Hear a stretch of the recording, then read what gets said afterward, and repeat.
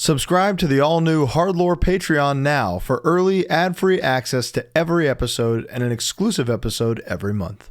Driving through Louisiana on our way to Houston, we see lights in the sky. I saw a flash in a distance. There's a thing called heat lightning. It was very humid. No. Tell me about the alien. In my brain, I'm literally like, it's probably heat lightning.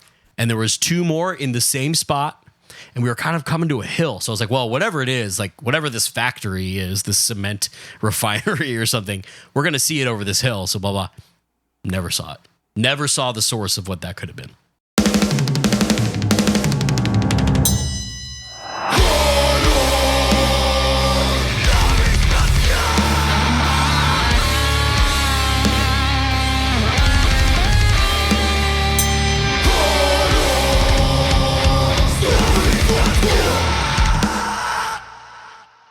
Hello, welcome. It's HardLore time. How are you, Bowen? I'm doing well. I broke my toe yesterday.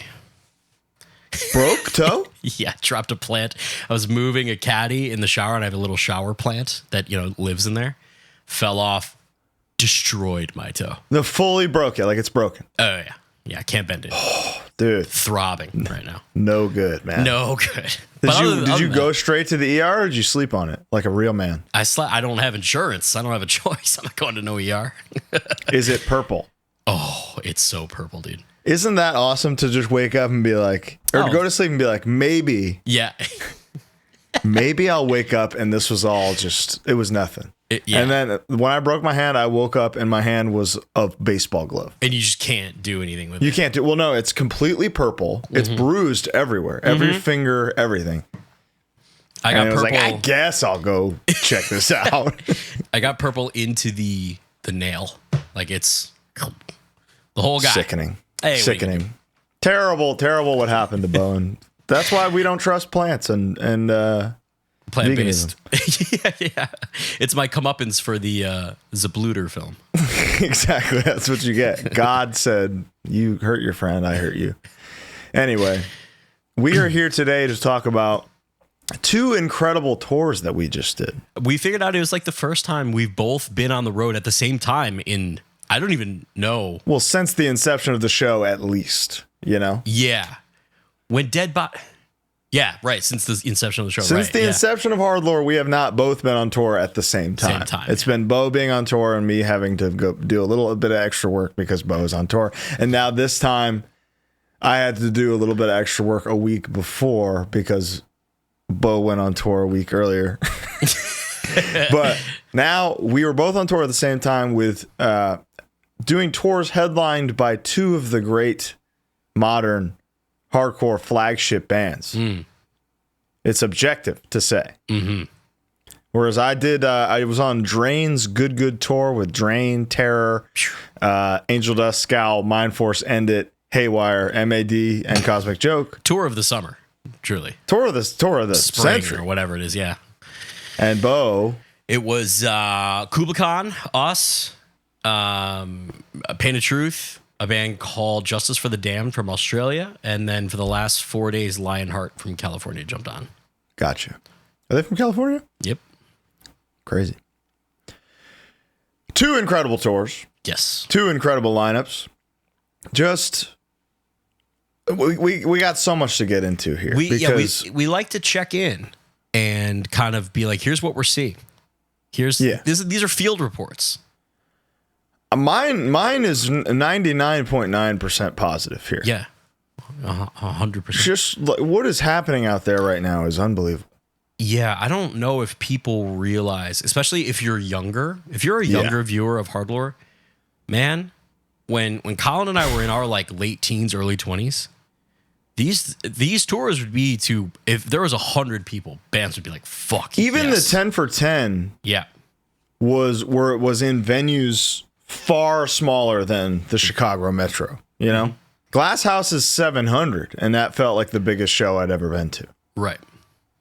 So something's going on. Even smaller DIY shows, not even small, but what Equinox is doing in South Florida. Mm-hmm. They're building this incredible thing where hundreds of people are coming to see bands that they've potentially never heard. It's amazing. dude, it's the dream. It's all been building towards what is happening right now. Yeah. You know, you've got Turnstile knocked loose, Kublai Khan Drain flying this flag around the world, making, I'm not going to say mainstream, but it's like the underground is people are so desperate to be part of it, right? Yes. It's appealing. I know somewhere there are people I beefed in high school, probably maybe watching this now being like, fucking this fucking guy. This is the guy I got to hear from, you know? Sure. So sorry to that guy, but yeah, it's me and it's Bo. Yeah, it's interesting. There was a phrase a few years ago, maybe 10 years ago. It was like, yeah, guitar music's dead, man. Because it was. Yeah. And boy, it sure ain't anymore. In many facets too. Mm-hmm. And I've said this on the show before, but like, dude, Olivia Rodrigo as an emerging pop star, that's straight up guitar music. Mm-hmm. She is 1 degree away from Fugazi. She's at Avril and Weezer right now. Fugazi's next. Interesting. And I think millions of young women are going to play guitar because of her. Which is the best. Which is not what's happening in pop music at all. Right. So, the fact that like rock music and metal music are inherently going to be made because of people like Olivia Rodrigo and definitely because of bands like all the ones we mentioned earlier.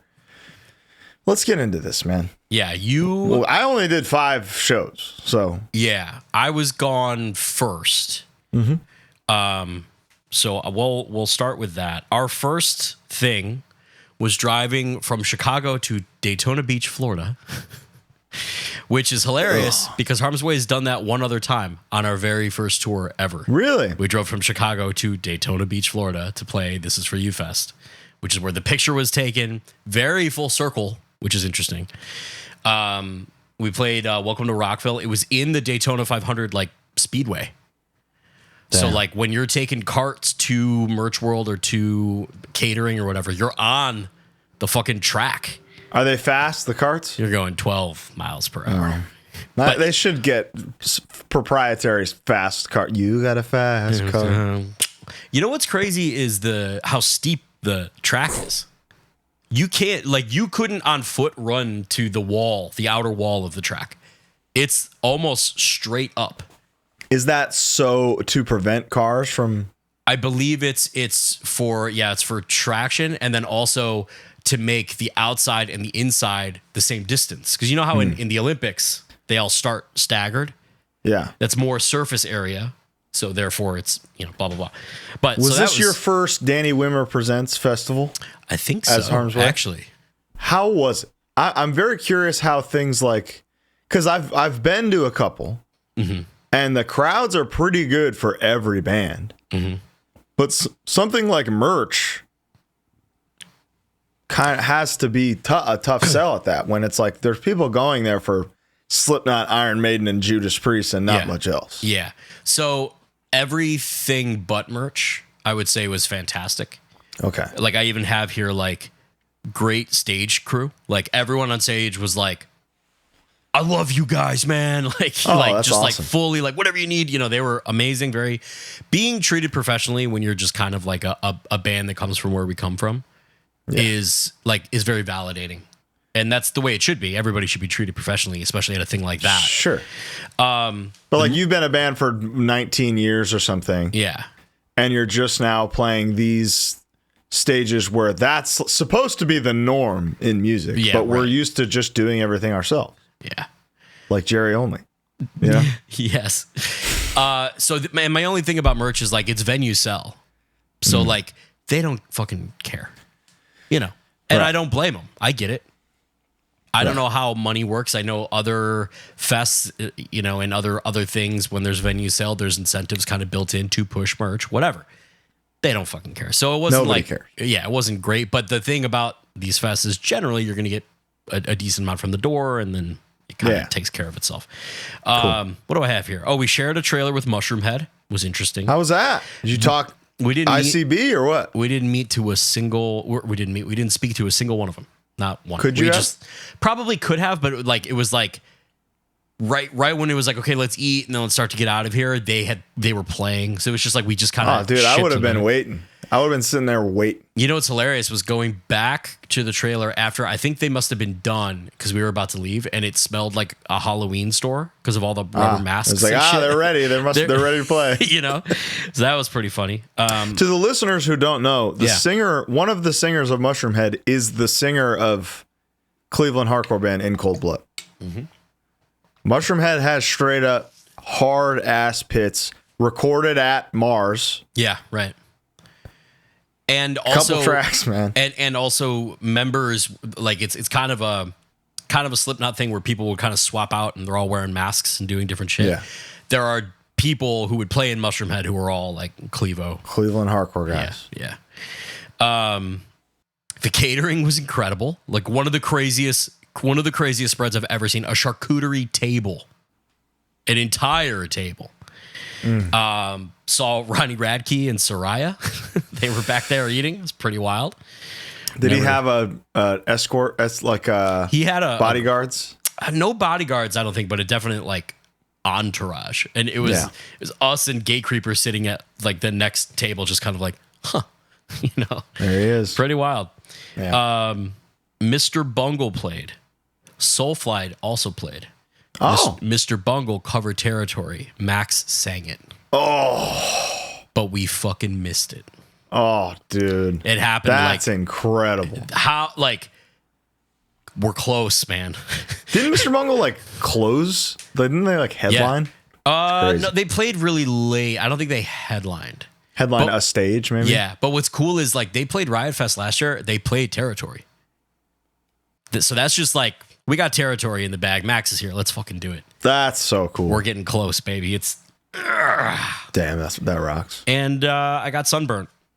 Yeah. And that was my day in Daytona. The plight of the Irish in Florida. Oh my! But see, what's sick is then the Italian takes over. I only get one burn. I'm done. Good. And then you're tan? And then I'm bronze the rest of the year. Man, that's awesome. Yeah. I only have like one tan part of my whole body, and it's the sleeveless part. And your face. It's hilarious. And my face is barely tan, but if you look at this, it compared to like my mid back, it's like brown. Hysterical. Yeah. So yeah, and so we did the typical Harm's Way thing. We drive at night, drive a couple hours, get to wherever we're gonna sleep. That's usually a couple hours from the next show, and then just kind of rinse, repeat. And are you the night driving guy? Yeah, big time. Yeah, big time. James, because those are your work hours. That's what I'm thinking. Yeah. That's what I'm cooking. You know, 9 p.m. to 5 a.m. is his work hours. Lord knows what's going on up there, but I'm doing stuff. Yeah, James does all the daytime stuff. Because, dude, when it's 10 a.m., when the sun is out and we got 3 hours, I'm out like a light. I just can't. My body just shuts off. It's crazy. That's good. That's a good problem to have. Yeah. To be able to just be like, I need to sleep in this van right now. Yeah. Not everybody can do that. No. You know what I did for the first time? What'd you do? A lot of touring people are going to be shocked and appalled. Pee in a bottle in the van. For the first time? Yeah, I need a big hole. I'm not compensating. I'm saying for spillage. Bravado. No bravado. I just need the whole thing to be in there, you know? Yeah. For spillage purposes. I get it. I pee a lot. Yeah. I get it. Like a 16.9 ounce bottle, I'm going through 2-3 of those in one piss. Hurry. That's me, dude. Yeah. So I got a gallon jug. Dude, fuck yeah. Rammed it in there. Yeah. And filled it up. Mm-hmm. And it was fun. Oh, it's great. I do it all the time. I do it in venues when the bathroom's too far. Oh, well, I mean, that's my signature move. Yeah. There have been venues mad at me for doing that. Yeah, for sure. In the van, a moving object where I can make eye contact with another car next to me, it's tough. Yeah, it's tough. It's tough for me. I'm more of a stall guy than a urinal guy. Interesting. I'm not a big urinal guy. Oh, and I should say, so this was the first set of the whole tour, and it was just kind of like, couldn't really sound check, a little weird, a lot of people. So it wasn't like the best feeling. Crazy place to do that. Yeah. The next show was Charlotte. Felt great. Everything was like, it was like an immediate, like, oh, there we go. Like the gear change was great. And that's the tour starting, really. Yeah, that's the tour like starting. The package. The only I don't think, yeah, Pain and Truth didn't play the fest, but Kublai Khan did. So we got to like catch up with them and see them and everything. Nice. Something I want to say right off the rip that's incredible to me. Kublai Khan might be the most DIY, hardest working band that I know of. When we first met them, they were doing Warped Tour in a van. There was 4 of them, which we talked about with Matt and Nolan. Now there's 5 of them. The extra guy will drive and does photographs. Like he's the photographer, Matt. Who do they still do their own merch? They do their own merch. No sound guy. They do their own TMing. They do everything. Eric does the merch. Yeah, they are so good at being simple. Yeah. In the least derogatory way imaginable. Like, it's amazing. It's inspiring to be like, wait, you guys can fill this room and you're just... I mean, it is inspiring because you look at like Knocked Loose's crew and how much each individual member of that crew is doing and contributing to like the show. Yeah, yeah.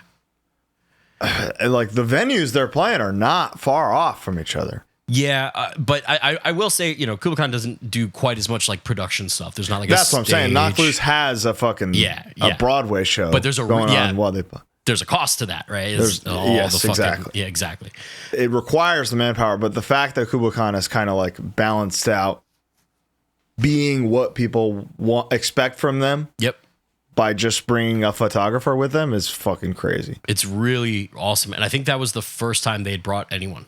Was on like the tsunami leg, like just for pictures, just for media, some driving, and he would help. He would like grab merch stuff for Eric, I think.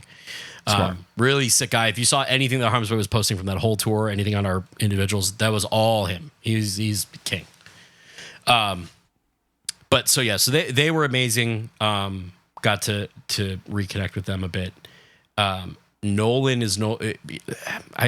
Nolan wasn't playing with them, so they have this Australian guy who plays guitar in Justice for the Damned, who opened the package, filling in. He was just a top mate. Top mate? Wonderful. Good cunt. The whole fucking vibe was awesome. Of like every band. Pain and Truth, obviously, like instant connection. The best, yeah. So everything was great. Charlotte felt really good. Got to work out in. The only funny thing I can remember was there was a prom, like it was prom weekend, and next to the venue was like a huge prom venue. Damn. So there's like Southern teens. Yeah. Like, were they coming in their ball gowns hitting the motherfucking monkey see, monkey do, or what? Zero overlap, I would say. The Venn diagram was 2 separate circles entirely. But that was like... You'd think that, but there's people at that prom who have seen these TikToks. You know? Oh, for sure. For sure. Dude, that's another thing too that's funny that you bring up is like, I don't want it to sound dismissive to be like TikTok this or anything like that, because who the fuck cares? But there are people knew every fucking word to every Kublai Khan song. Who are we to judge the gateway into this world? Yeah, exactly. The only thing I'll judge is how old you are when you find this world, because and how you behave. At some point in your life, it's not for you; it's for the kids. But if you're young and you're finding this on TikTok and this is the beginning of your journey, absolute welcome. Welcome. Is scrolling TikTok and finding music any different than getting a ride with your friend's older brother and him putting on a CD? Yeah, yes, only because of how bad most music on TikTok is. Sure, but whereas dude, that CD is gonna be lit as fuck. No, I heard a lot of fucking like Dave Matthews and shit back in the day. You know what I mean? Bangers after banger with Dave Matthews. What are you saying? Couple tracks, but I'm saying as a young man, it wouldn't have gotten me. No, sure. There were some specific ones that got me here. But in my professional TikTok experience, when there's like a trending song, oh, it's terrible. It's never good. Yeah, it's terrible. Very true. After that, how do you want to do this, Colin? I don't want to. Should I just go down the just dates? Big event. Hit me with the big events. Yeah. So then we played. I only had 5 shows, so it's easy to just be like, here's what happened. I got you. So then we went to New Orleans, played NOLA. New Orleans. You hit the motherfucking Cafe du. Did not. Went to a place called Pesci's. Had some of the best seafood I've ever had. Had a full in relation band to meal, Joe. No relation. Weird C. Weird letter. Weird character over the C. I don't know. I don't even know if it's Pesci's, to be honest. Had a nice band meal, where everyone was just like, yeah, let's eat. Beautiful. Yeah, I got you. Really nice. Probably craving a $350 meal. Yeah, well, that before dessert, sure. And then just great show. Played a great show in New Orleans. Fucking packed First out. in history. Yeah, right? Like, just that really... crowbar wasn't on. Yeah, right. It was really awesome. Had a lot of fun. It was rainy and humid in New Orleans, though. I forgot. Any tornado warnings while you were out? Yeah, quite a few. We had a crazy one in Baltimore. In Baltimore? Which I guess has like never had a tornado. Right. Yeah. And like it happened. And was there a touchdown? It was the second drain started. The show was supposed to be outside, which was crazy. And they moved everybody inside the second drain started, which was like amazing. Yeah, the place was packed. Pretty clever. Yeah. Was it at the soundstage? Yeah, it was. So they left it set up from Maryland Death Fest, which was the day before. Smart. So it was supposed to be outside on like the big Maryland Death Fest stage. Yeah. And because of the tornado, it had to get moved inside, but they oversold it, so they just packed it. And amazing. Is what it was. It was right at the number. Yeah. We growing up, we get tornado warnings and shit all the time. I don't believe there's ever been a recorded tornado in the city of Chicago. What would happen? I don't know. There's videos like of coastal cities like Florida, I think, where like a water spout is going straight at a building and then it just kind of dissipates as it hits the building. Obviously. So is Twister bullshit or what? Well, no, there's definitely homes and cows and shit that get wrecked by twisters. And completely wrecked, but I'm wondering if there's like an area. I should call James and ask him right now because he was a meteorologist major for a while. I don't know if you know that. The most bullshit degree. I think it's going to be, I don't know, 75 today. Dude, he explained wind. Thanks to these meteors. Do you know what wind is? Could you explain wind to someone? You know that's like one of the first bits ever on the show. Is wind? Was you asking me to explain wind. Really? And I said, it's your stupid ass farting. Yeah, I remember now. Anyway, then we had a day off. You'll like this one. This is a good one. Love a day off. So this is the first time we spent a lot of time in like the south, like deep south. We kind of crisscrossed through Louisiana, Mississippi, Alabama, Little Rock, and like all kind of back and forth, all in that area. And I really liked it. I think we went deep to south. Yeah, dude, we went to Buc-ee's like every day.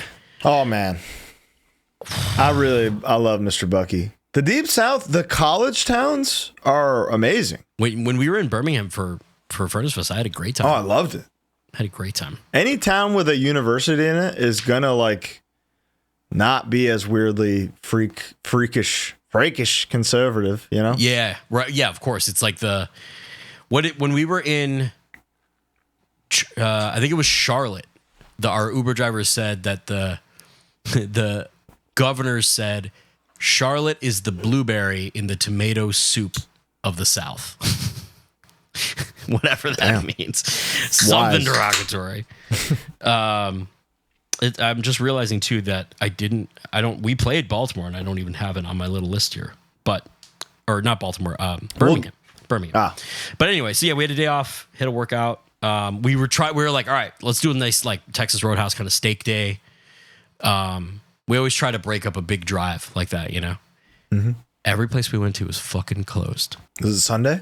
No, it was probably a Monday or a Tuesday. You know, a lot of times these tours skip those days. We were walking up to a steakhouse somewhere near Little Rock or Shreveport or something, and the lady was like, "Oh, we closed like 45 minutes early. We were so slow." And you got $600 walking in. You know what I mean? Like you've got money. Blew it. And it's just like, all right, well, I guess. So we went to a casino. Possibly the casino you didn't do too well at for Banging in the Rock. Banging in the Rock. Oh, wait, or Tulsa. Tulsa. Sorry, I was thinking Banging in the Rock, the Little Rock. Tulsa is one of the worst of all time. Okay, so it wasn't that one, but this is the one I texted you. I sat down at the coin slot game, where it's like fortune, green, blue, you know, with the coins. Yeah. Hit a bonus immediately, won $450. First spin. Amazing. Boop. Get the fuck out of there. Yeah, I did. stood Those up. Those are tight. Them's are tight in Tulsa. I watched James. I lost my ass. I watched James dominate in blackjack. Dominate. Doing great. It was to the point where we were like tired trying to leave. He was like, all right, I'll do one more hand. And he did like pretty big hand and he just kept winning. You can't pull him out. Yeah, you can't leave him. No, you gotta take one for the team. Yeah, so then Little Rock was the next day. There was a sound guy who was kind of John C. Reilly-esque, but just talking to himself the entire time. iPad? No iPad. But it was literally like, sorry, folks, I'm coming. You know, like he was like literally John C. Reilly. That was pretty good. Thanks. And to the point where I was talking to, you know, I would never want to cost anyone their job ever. Yeah. I was talking to another venue member who was like, yeah, they've been trying to fire him for years, but they just like can't. Was he good at it? No. Okay, so every band sounded bad. It wasn't even nobody, I don't think sounded particularly bad, but it was just like, hey, this isn't plugged in. Oh. Yeah, it's such a shame that our entire lives depend on them, you know? Mm-hmm. Luckily, we had John, who was doing sound for Drain and Terror, who also did it for us. John Edwards. Shout out to John. Unbelievable. Sounded so good every single night. His attitude, his body, incredible. Sorry, John, for objectifying you, but it is Pride Month, and you're gorgeous. I did such a great job. The reason I missed, I'm sorry about that. The reason I missed Birmingham was because it was the second. It was right after Charlotte. But the reason I bring it up is because gave Cookout a real good try. I'm all in. Yes, dude. I'm telling you. All in.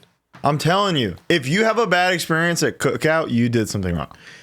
I love the fact that if you get a drink, there's one fucking size, and it's huge. And it's fucking huge. It's massive. It's all Coke products.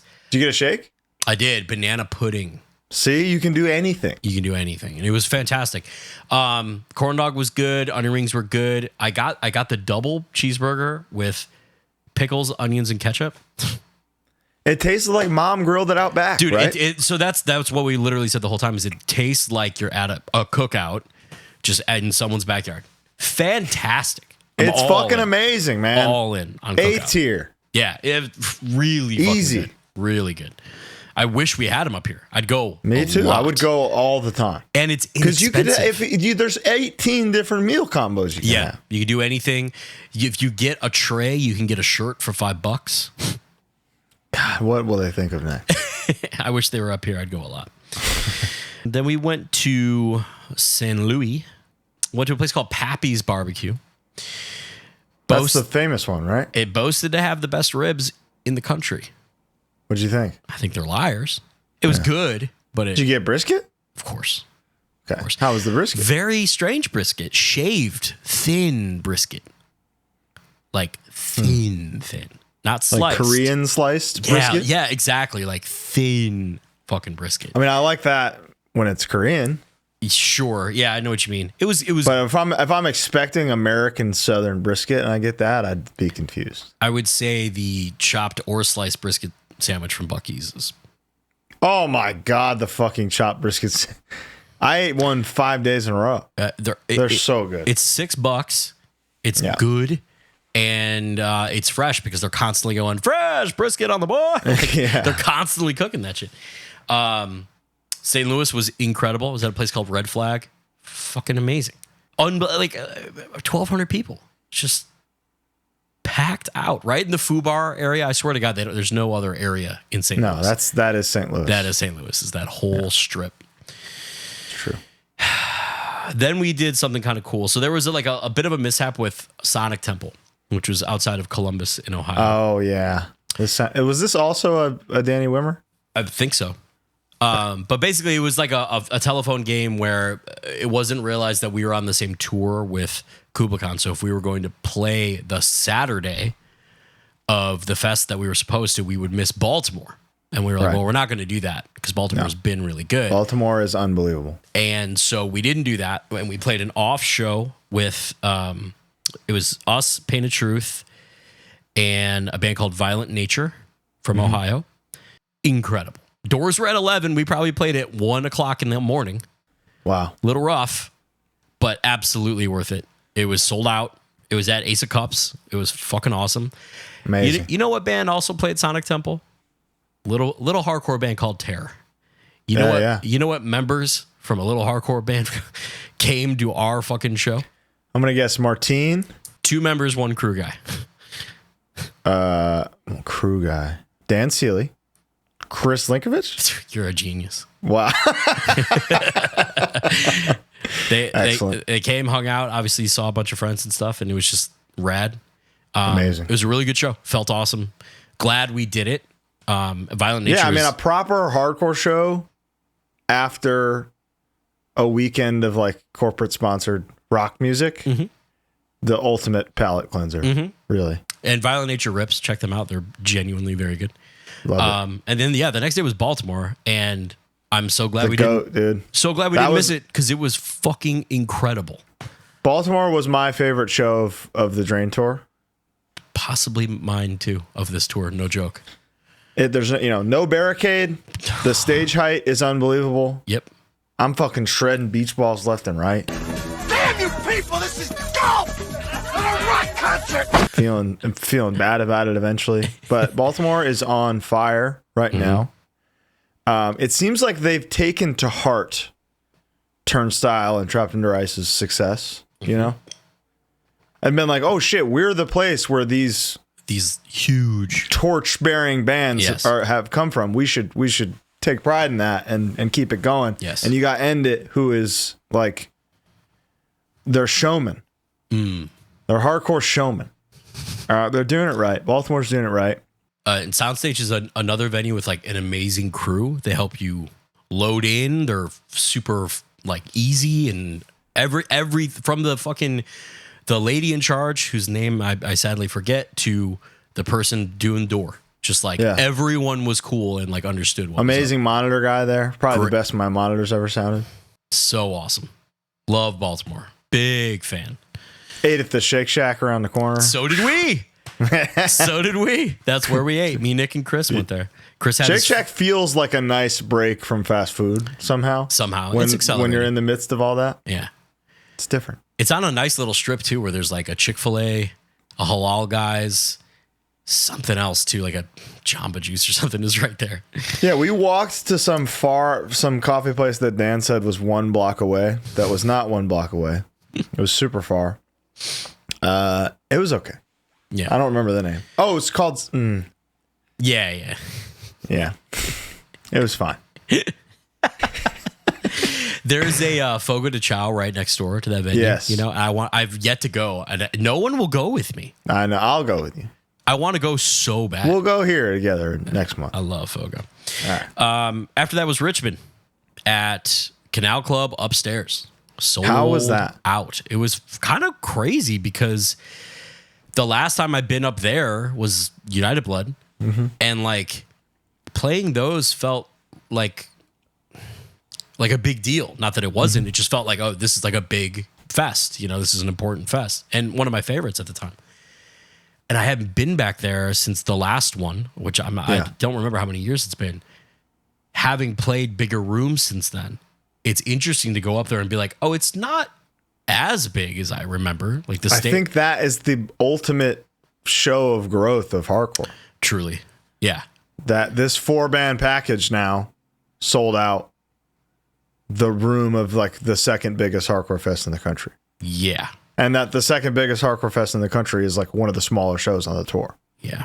That's the good point. It's a good way so we're in a good place. Keep it going. Yeah. Keep it going. It was awesome. We ate at a place nearby, a seafood place called Hard Shell Seafood.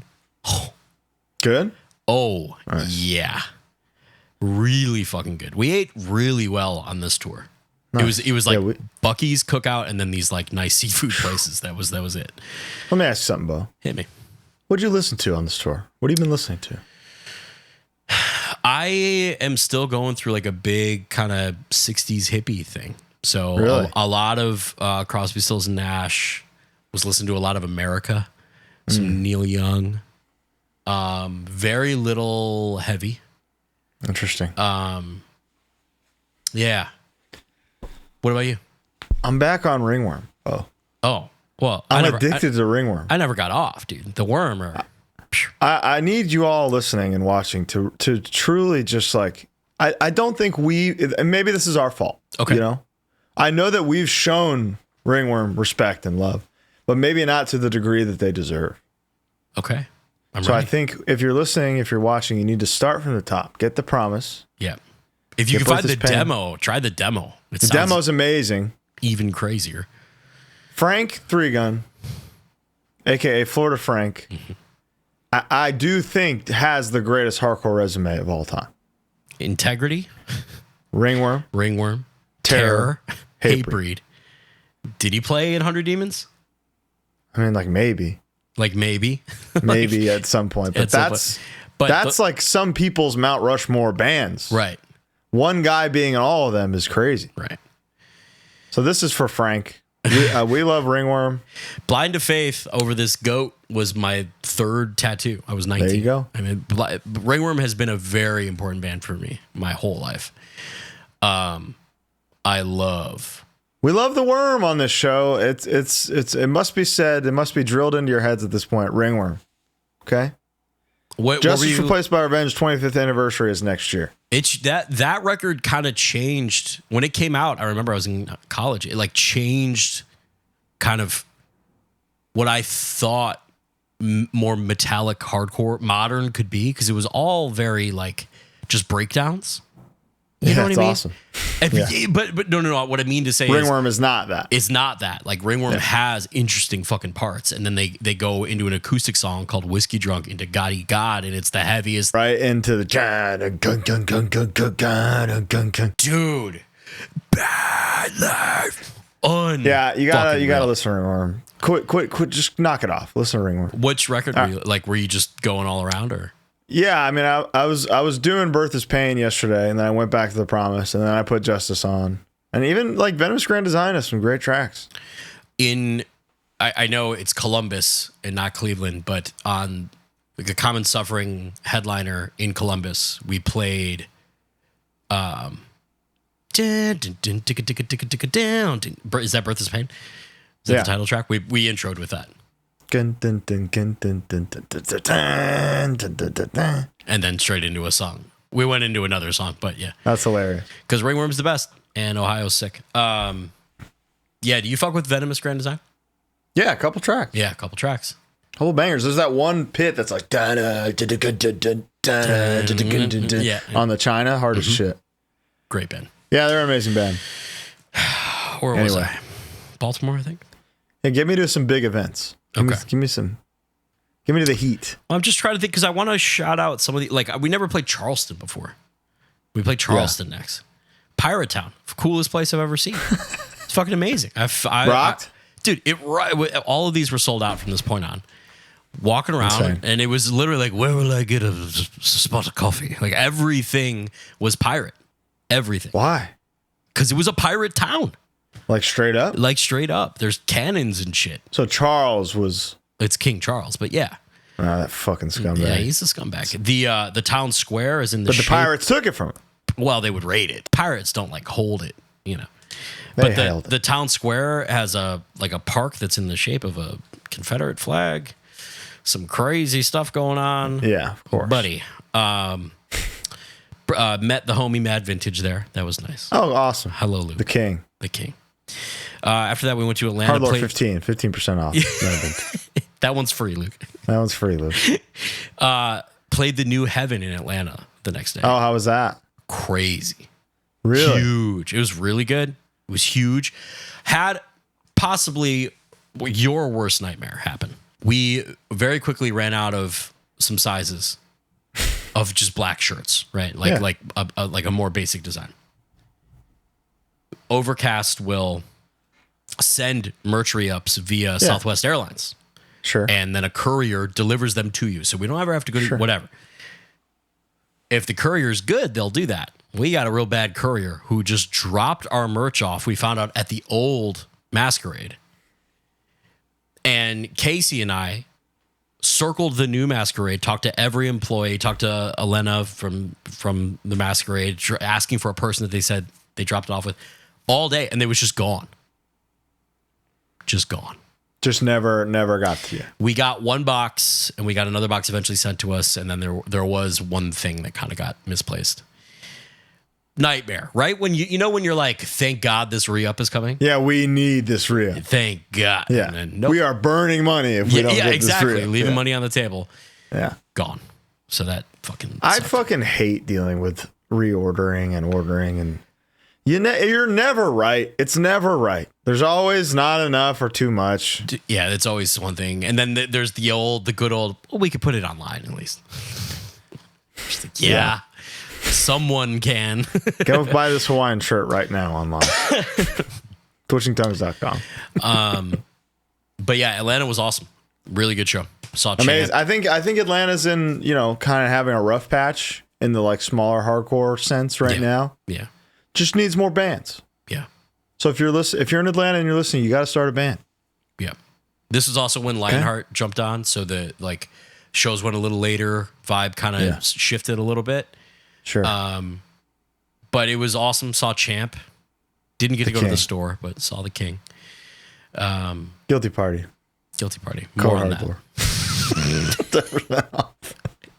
That one's free, Champ. I haven't played Atlanta in so long. I'm dying to go back. This is the first time in quite a while too. I believe in Atlanta. I think it'll be back to the top. I think it'll be back up there for sure. I had a good time. Had to back up out of the craziest ramp with the trailer. Almost got stuck, but we made it. Really? You got it? Oh yeah, we got it. You're the trailerman. Yeah. Good for you, man. Next day was Nashville, which was fucking bananas. I love Nashville. It was awesome. I'm dying to go back to have fucking 90% of these places. Dude, it was at a place called Brooklyn Bowl that had a bowl like lanes for the bands upstairs.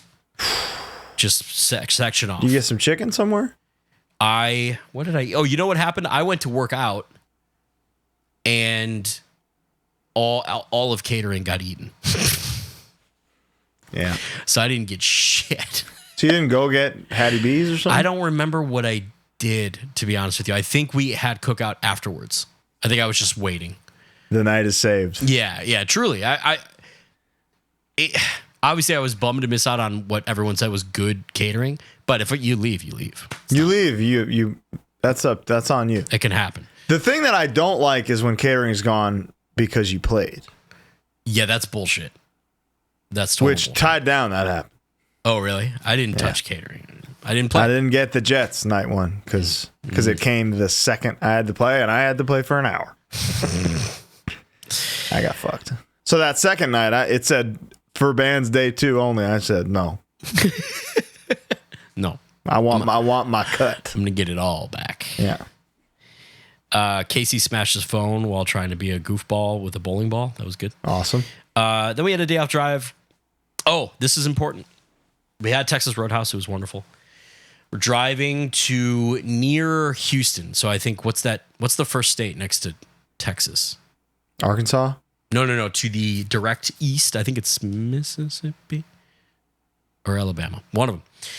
I think it's not Arkansas? Isn't to the east of Texas? Is it? Or Oklahoma? No, that's north. That's in the little panhandle. Maine. So we're driving. I'm driving. I have Leonard Skinner on. It's Louisiana. Driving through Louisiana on our way to Houston. Okay. We see lights in the sky. I saw a flash in a distance. There's a thing called heat lightning. It was very humid. Shut the fuck up about no. Tell me about the alien. Literally in my brain. I'm literally like, it's probably heat lightning. Another flash in the same spot. James saw that one. Another flash in the same spot. Red. Casey saw that one. All of us went, did you see that? And there was 2 more in the same spot. And we were kind of coming to a hill. So I was like, well, whatever it is, like whatever this factory is, this cement refinery or something, we're going to see it over this hill. So blah, blah. Never saw it. Never saw the source of what that could have been. Did you lose track of time? Well, in the sense that it was 2 a.m., but no. Were there any owls nearby? No owls. Freebird was playing, and I turned it up. If you're here, here. Listen to this. Yeah, dude. It's always that part. I'm not even joking. That was the part I did turn it up and I was flooring it. I honest to God. So that was weird. How are you feeling about that? Do you feel like you've witnessed a phenomenon? I feel as though, so James is very eager. He's much like me, where he doesn't really believe anything, but he's eager. He wants to believe. I don't know, man. I mean, lights. The thing that felt good was all three of us saw it. Yeah. Like the three of us were all up. We were talking about Leonard Skinner, and there it was. Simple Man. Oh my God. That's the greatest song of all time. Told me. When we didn't find the source, and there was truly, we were like in the woods. Like it was a highway through the middle of nowhere. Perfect place for an alien to be. Realistically. Not seeing what I could rationalize as the source of this light in the same spot. Now, you know how when you're driving, it's night, but you're kind of keeping your bearings on where that was. No idea. Saw something. And had to. There you have it, folks. Yeah. It's proof aliens are here. Tom DeLong, if you're listening. White, white, red was the order. It was white, white, red, white, white. 5? Yeah, it was 5. How many people were in your van? 5. Chris and Nick slept the whole time. Or did they? Let's see. Then it was Houston. We got into the Texas shows now. Yeah. These were crazy. We rolled up to Houston. I mean, the hometown heroes are home.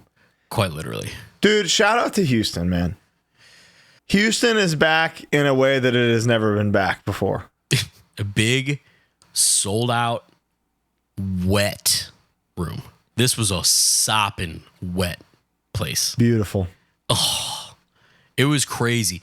Merch was outside, and there were hornets' nests wrapped around all these like power cords to plug in fans, and I braved everything, and I plugged in every single one of those fucking fans. we got some circulation out there. Good. A guy got really hurt. So Kublai Khan, I never heard them stop or fuck up one time. They stopped. This is the only time they stopped, because a guy like bonked his noggin and was bleeding. He was getting taken out on a stretcher right past where Merch was and doing the DX, the suck it, as he's going. And people were like, yeah! And then Kublai Khan came out and finished this. Who is he sucketing? The crowd or Kublai Khan? The danger. The guy who got him? Yeah. I'm fine. Suck my dick. Suck on that. This is where James and I got the Youth of Today tattoo also, which in the last week's episode, I said the wrong name. Steven's going to fix it for me, but it's Cry Later Tattoo. Jess is the girl who tattooed us. Cool shop. Check it out if you're there. It's the wettest, most humid I've ever been in my life.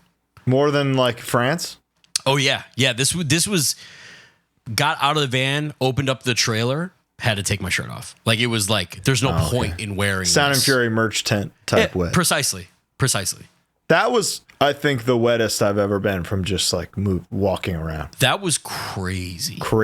I had just gotten tattooed again at Sound and Fury, and I had the Tagaderm or whatever that shit is. Yeah. Saniderm. And it just slid off. It was on there for over 2 hours. Slid right off. Yeah, I've never been that wet. I was soaked. I was like pool soaked before we even played. It's disgusting. I hate it. But that makes you sound good. As a singer? You think that's the salt? 100%, dude. Being that humid and moist makes you sing better. Damn. It's real. I like that. Cold air kills you. Wow. Cold is bad. And when the AC is blasting in the venue, I'm miserable. Really? When I'm hot, I'm physically miserable. Yeah. But then I'm a goddamn cherubic angel up there. If they sang. A big flying baby. That's me. The next day was Austin. There's only 2 more shows on this. Next day was Austin. It was half outdoor, half indoor. Mohawk? Not Mohawk. Different place. Right by it. Right by Mohawk. Right by Stubbs. Taking Back Sunday and Citizen were around the corner. So the Citizen guys came to the show. Dope. Love it. Went to a place, Colin. Had possibly the best tacos I've ever had in my life. Tell me. It's called Talk to me.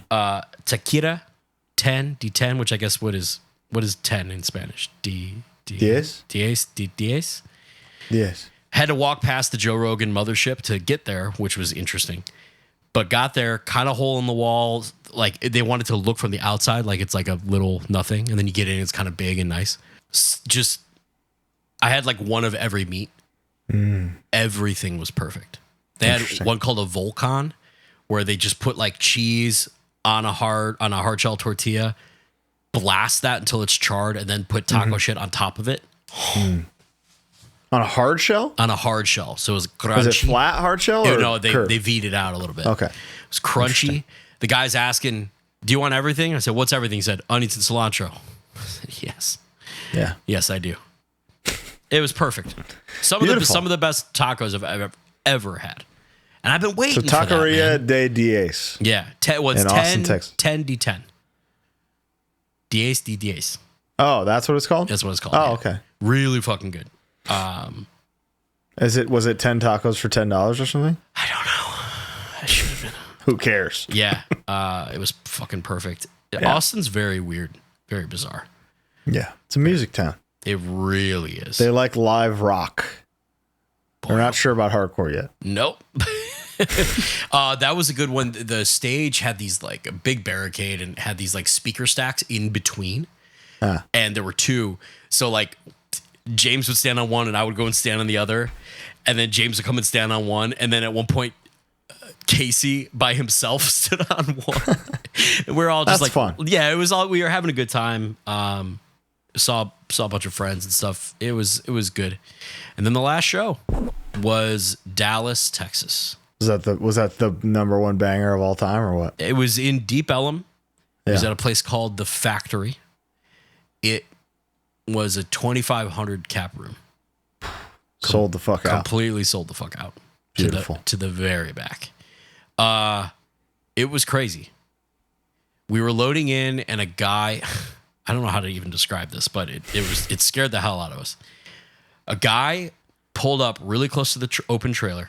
He's walking at me like this, okay, with his phone out, straight to my face. And I'm kind of like, whatever. And then he's standing there with me in frame. And then he kind of moves. He goes, "What's up, guys?" And we're like, "Hey, man." And I look behind me. There's a NBA player, Jokic, whatever. Okay. One of the Mavericks, I think, were playing because the playoffs were happening that weekend. I was like, oh, okay, he's taking a picture of that, kind of whatever. Load in, keeping an eye on him, and as I'm going back, the bag with money and important stuff in it is being walked into the venue by someone else, and I immediately am like, oh, this guy's back. He came back, this time parked 6 inches from the back of the trailer. Mm-hmm. Like you couldn't walk in between comfortably. Okay. And I go and stand with James because I'm like, we're going to get robbed. And I'm not going to let James get robbed alone. I'm not going to but like this is going to happen because now we can't back out. He was in like a crazy tricked out car. It was like really weird. He's doing the same thing. And then from kind of far away, he goes, just trying to get my car into the mural, like to take pictures with. And it was just the weirdest vibe. I don't know, like we didn't know. So we took everything in the van, and brought it inside, like all personal items, fucking GPS, like everything, and nothing obviously ended up happening, but that was like, because Dallas is that's where the van got broken into. Right? Correct. And we ate at that same In-N-Out as like as a redemption. Yeah. On our way out. But the show was incredible. It was fucking Deep Ellum is wild, dude. It's wild. Wild. At night, it's like I've seen some of the like gnarliest male to female interactions I've ever seen in my whole life. That was very much the vibe. And I don't remember it being like that like 10 years ago. No, I just think that's the night spot now. That's where the fuckery happens. A lot of clubs, a lot of drinking, Yeah. Big time. Saw the Riley mural. Beautiful. Paid respects. And what I got here? Insane venue, weird guy with car, huge show. The show itself was amazing. So Pain of Truth now doing full U.S. tours and stuff. Yeah. I've only ever seen them really at fests or when a billion friends are there. How does Michael handle the guest spots live? They would have Dan from Laid to Rest. He I don't know the song names, but he did one like right away. Mm-hmm. Eventually James was doing the 200 stab wounds part. Nice. And that was pretty much it. So he just kind of does it. He just does it. Makes it work. And then there was like, before James was doing the 200 stab wounds part, he would do it himself. So they just got it on lock, you know. They sounded great. They're just proving that it's not some gimmick. They're just an amazing band, and then that is just a secondary bonus to it. Precisely. Beautiful. What a band. They were really good. We got along with them like thick as thieves. Of course. Yeah. You're the same, right? Yeah. Very cool. And then we started a drive home from fucking Dallas to Chicago, which is about 14 hours. And then you ran into me a couple hours later. You know what? And last thing, we got Texas for a long time was the only place that had a $50 scratch off. The rest of the country now has $50 scratch off. So Texas upped it to 100. Oh. On the Common Suffering Tour, James and I got one. We ended up winning about $850 total. That's pretty good. Pretty fun good. 3 in a row from the same loves all hit. Boom, boom, boom. Crazy. This time we got $100. We each got $100 when we split it. Mm-hmm. His was nothing. Mine was like on the third scratch, $500. And you know how those like, it's like that can be more. Sometimes that ain't the end. Yeah, exactly. So I was like, dude, I'm rich, man. I'm rich. We're gonna make $5,000. You know, it was only 500, but that was a nice little end to the tour. Drove home. That's fantastic. Drove home, was home for a day, packed up, moved, and that's why I'm in a new place. I'm in a brand new apartment. That's right. The lore continues elsewhere. Had 2 days to unpack and then saw my beloved. Let me ask you something about the tour you were on. Sure. Were you drinking your AG1 every day? I was drinking AG1 quite literally every single day. It's part of my regimen that I never go without. Yeah, same here. HardLore would not exist without AG1 at this point. Our bodies would deteriorate, fall off, the skin off the bones. You wouldn't believe it. We have so much more energy. We have so much more drive. 97% of participants in a research study show that they have more energy every single day from drinking AG1. And listen, you can get more energy in a lot of ways. This is a healthy way to get it. It's a healthy way to do it that benefits your entire body. You know, it's the vitamins your body's missing. Probiotics, prebiotics. It is a foundational nutritional drink. You're going to love it. Every morning, 12, 16 ounces of cold water. You mix in this scoop of powder, you're done. That's it. Even on an empty stomach. You can't do that with a multivitamin. Yeah, you can't do that with a multivitamin. It hurts my tummy. Exactly. This doesn't. Ever. And you don't have to pee brown, you know? Yeah. You're fine. You're great. So if you go to athleticgreens.com/hardlore, you're going to get 5 free travel packs. Sound and Fury is right around the corner, and it's going to be wet and wild. You're going to need to be hydrating your body and putting good stuff in it. And a year's supply of vitamin D you get when you go to athleticgreens.com/hardlore. So don't wait. Do it right now. Do it right now. Pause. Go do it. Come right back. Welcome back. It's Manscaped time. Oh my goodness, is it ever? You know, one of the things when I smashed my toe that I was relocating was all of my various Manscaped products. Those didn't hurt. They made it fine. They didn't do anything to you. Plants, bad. Manscaped, good. Very good, yes. Why don't you just spray some crop reviver on the You're so on right. the foot? On my shattered toe. You're just so dust right. it. Just dust it off. I use on this tour, I use the foot duster. Which one is the spray? Of the Reviver. Crop Reviver. And I brought the scrub, the silicone scrub. Oh man, that must be awesome to travel with. It feels great, legitimately, every night. I got to do that next time. I just have so much stuff in my toiletry bag, but I do not go anywhere without the Reviver and the Preserver. Mm. One is post nasty. Yeah. One is post shower, so that you never have to stink. And if you use code HardLore, you can get anything on the site 20% off and free shipping. Say that. Father's Day was a week ago. So I hope you used it. I love you, Dad. Okay? I love you so much, Dad. Enjoy that. Trim your nose hairs, please. Please. back to the episode. And then you met up with me in Chicago. Was that your first show? No. Okay, so why don't you start with your first? Yeah, I'm going from the top here. There's not much, it was a very short time. But I will say, leaving for this tour, on the way to Boston, where we flew into, ran into Johnny Kelly from Type O Negative. And it just felt like the best omen, you know? Of course. Never met a single member of my favorite band until that day. And he was so cool, so nice, was familiar with Twitching Tongues, which felt good. That's crazy. Was psyched to talk about Sean, because Hatebreed and Typo toured together a billion times. That's amazing.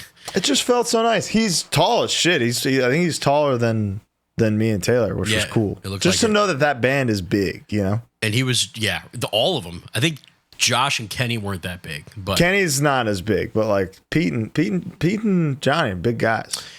He's drumming for Quiet Riot.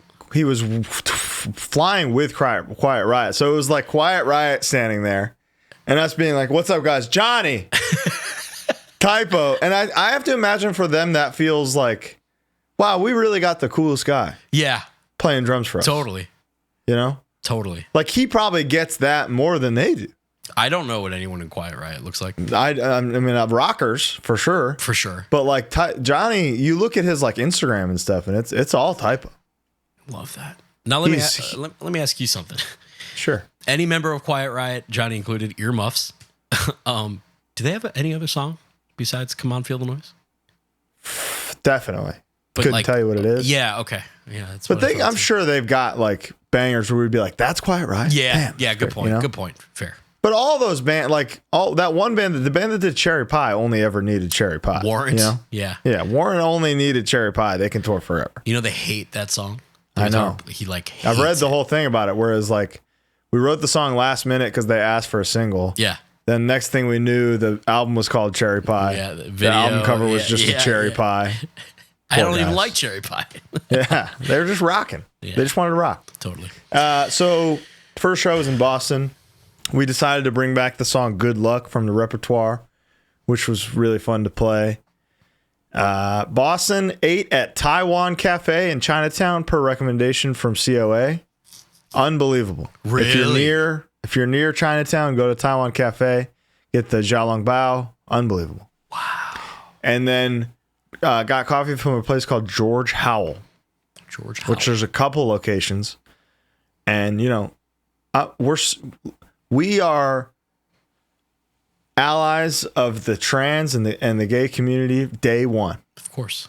When I walk into a coffee shop and I see pink hair and a trans flag, I fucking jump for joy.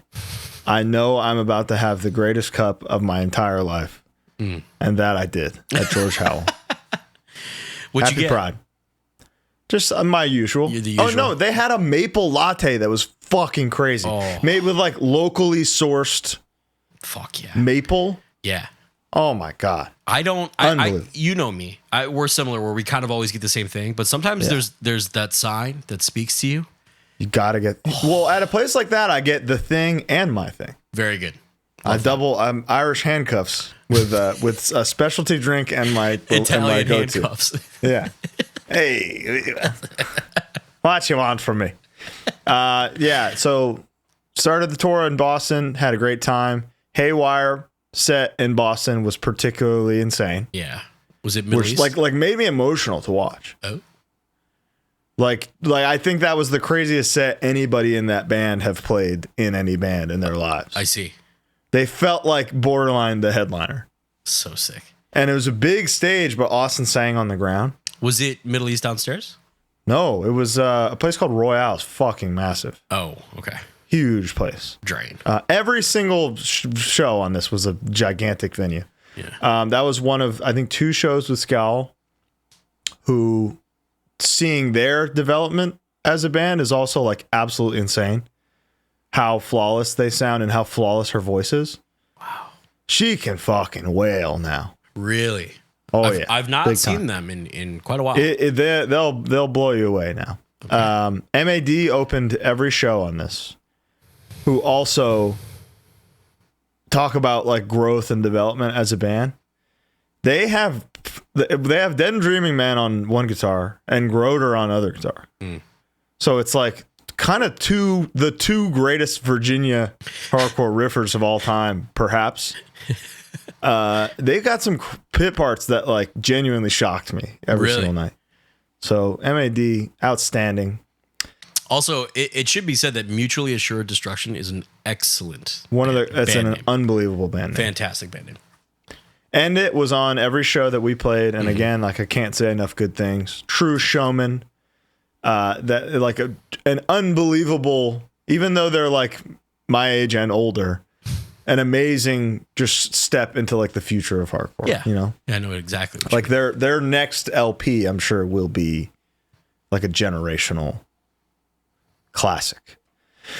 Who else was on this one? I think that was it. Other than Terror and Drain. Terror is the greatest hardcore band of all time. Obviously. Yep. And then every night, the constant thing that happened was that Drain would be in the back like, fuck, man. It's been a long day. Is this going to suck? Yeah. And then they get on stage and it rips. And they sound perfect. And the beach balls are flying. And like the way that they've figured out like interacting with the crowd, they've got their little bits, you know? Yeah. Where Sammy does this thing where he asks somebody up front if they're from, like, you from Boston? The kid says yes. He gets him up. He gives them the mic and tells them to go, like, say go crazy for Drain or some shit. And then they dive. And the people are so psyched to catch him every night. Yeah. It's a great bit, man. That's lovely. Yeah, they've got it figured out. Sounding that good as a 4-piece should be a federal crime.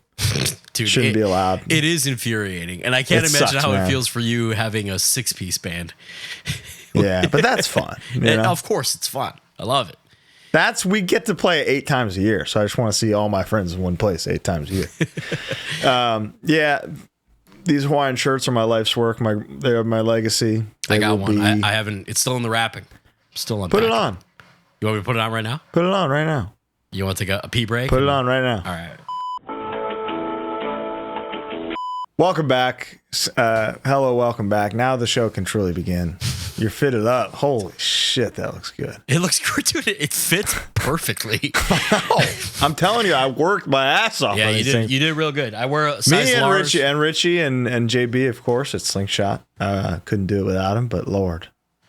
I wear size large t-shirts. This is a size large Hawaiian shirt. It fits me perfectly. I'm an XL shirt, and this is a large Hawaiian. Really? And yeah, but I wanted it to be a little, you know. But mine's a little. Maybe we're the same. Maybe you're an XL. We stayed at Sean Martin's house in Connecticut for the first time. You saw some artifacts. Oh my God. I saw some unbelievable memorabilia such as this and this. And of course this. This quote, I don't remember it verbatim, but this quote, which is insane. It's something like no one is exempt from a ruthless beating, is on a plaque from their management to them. Because that's what they said to their management when they reached out to them. Oh. They said, yeah, we'll sign with you, but don't fuck it up. To Sean Martin, to commemorate a decade of perseverance, determination, and brutality. No one is exempt from a ruthless beatdown. I like you just the way you are, Mr. Rogers. So cool. That's amazing. That's the greatest band of all time. Yeah. Simply put. Greatest band ever. Yeah. Philly was next. Where'd you play? Played at Union Transfer, right? Was it Union? Yeah, Union. Yeah. It's the electric. Yeah, right. Union Transfer. Yes. Yeah. Union Transfer was where we played. Same place we played with Code Orange 6 years ago. Last time we played Philly. Hung out with Aaron Hurd for like hours in the back. Really? He introduced me to a place called Sagandi's. Are you familiar? Fuck off. Yeah, I'm familiar. I went in Detroit. No, I went in Chicago. Alec took me. Oh, Alec took you to Sagandi's? He took me to Sagandi's. Yeah. Okay. To Sagandi's Nuts? Yeah. The Sagandi's bit, Aaron got me with it crazy good. Yeah. And then Gian walked in. I got him. And then we all tried to get Taylor with it, and Gian blew it so hard. What did he do? I was like, Taylor, we're thinking about going to this place called Sugandi's Mountains. And Taylor was like, what the fuck is that? And Gian just goes, suck on these nuts. He doesn't try to say Segandis at all. Yes. But man, Philly rocked, even with the barricade. You got to defeat the barricade.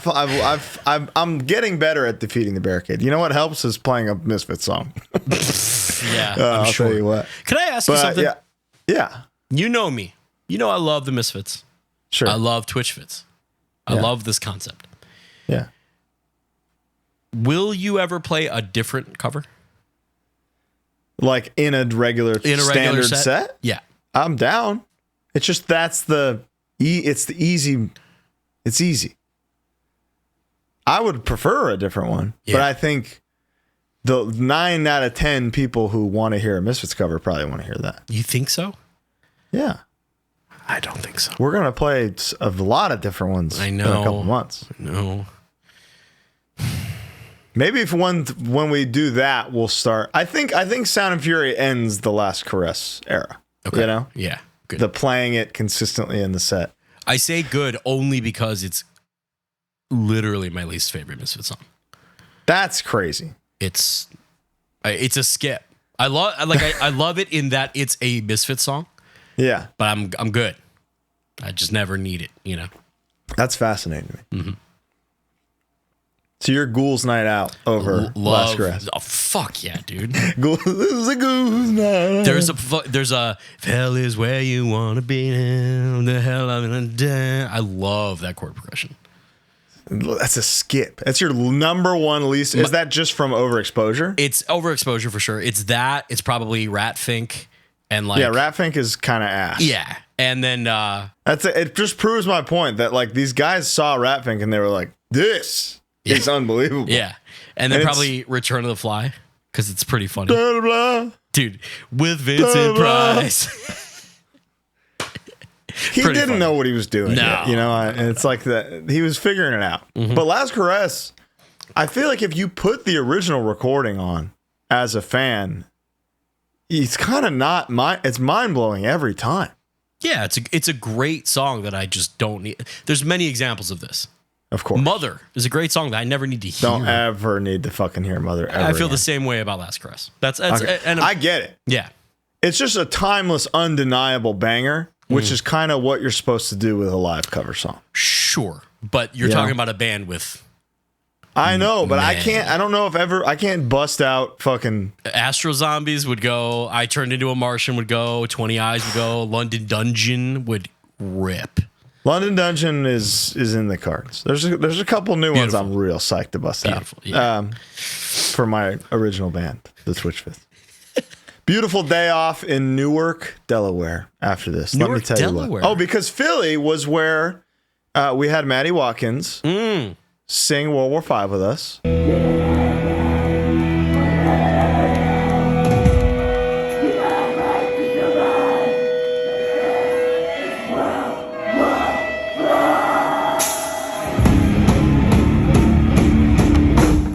Beautiful.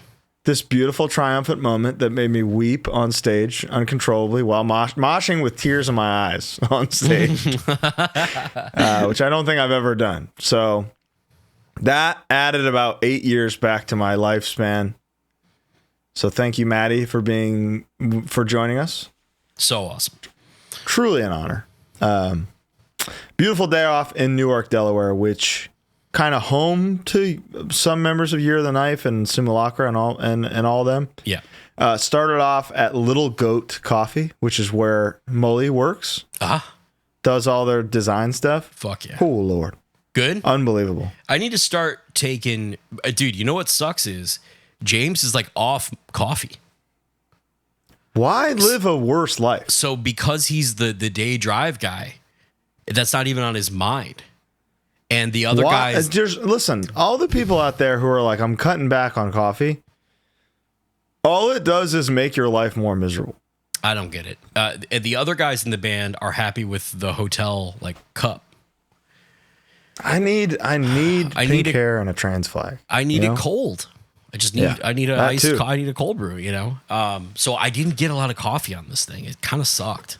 That was probably my one biggest complaint was I just didn't get coffee. You got to get out. You got to get. We're out there. Yeah. That's like step one is like, where's the best cup? Yeah. I want to start doing what you're doing and notating like good cups that I got. Yeah. And if they have a tonic of some kind, that's done deal. Which they had a what was it?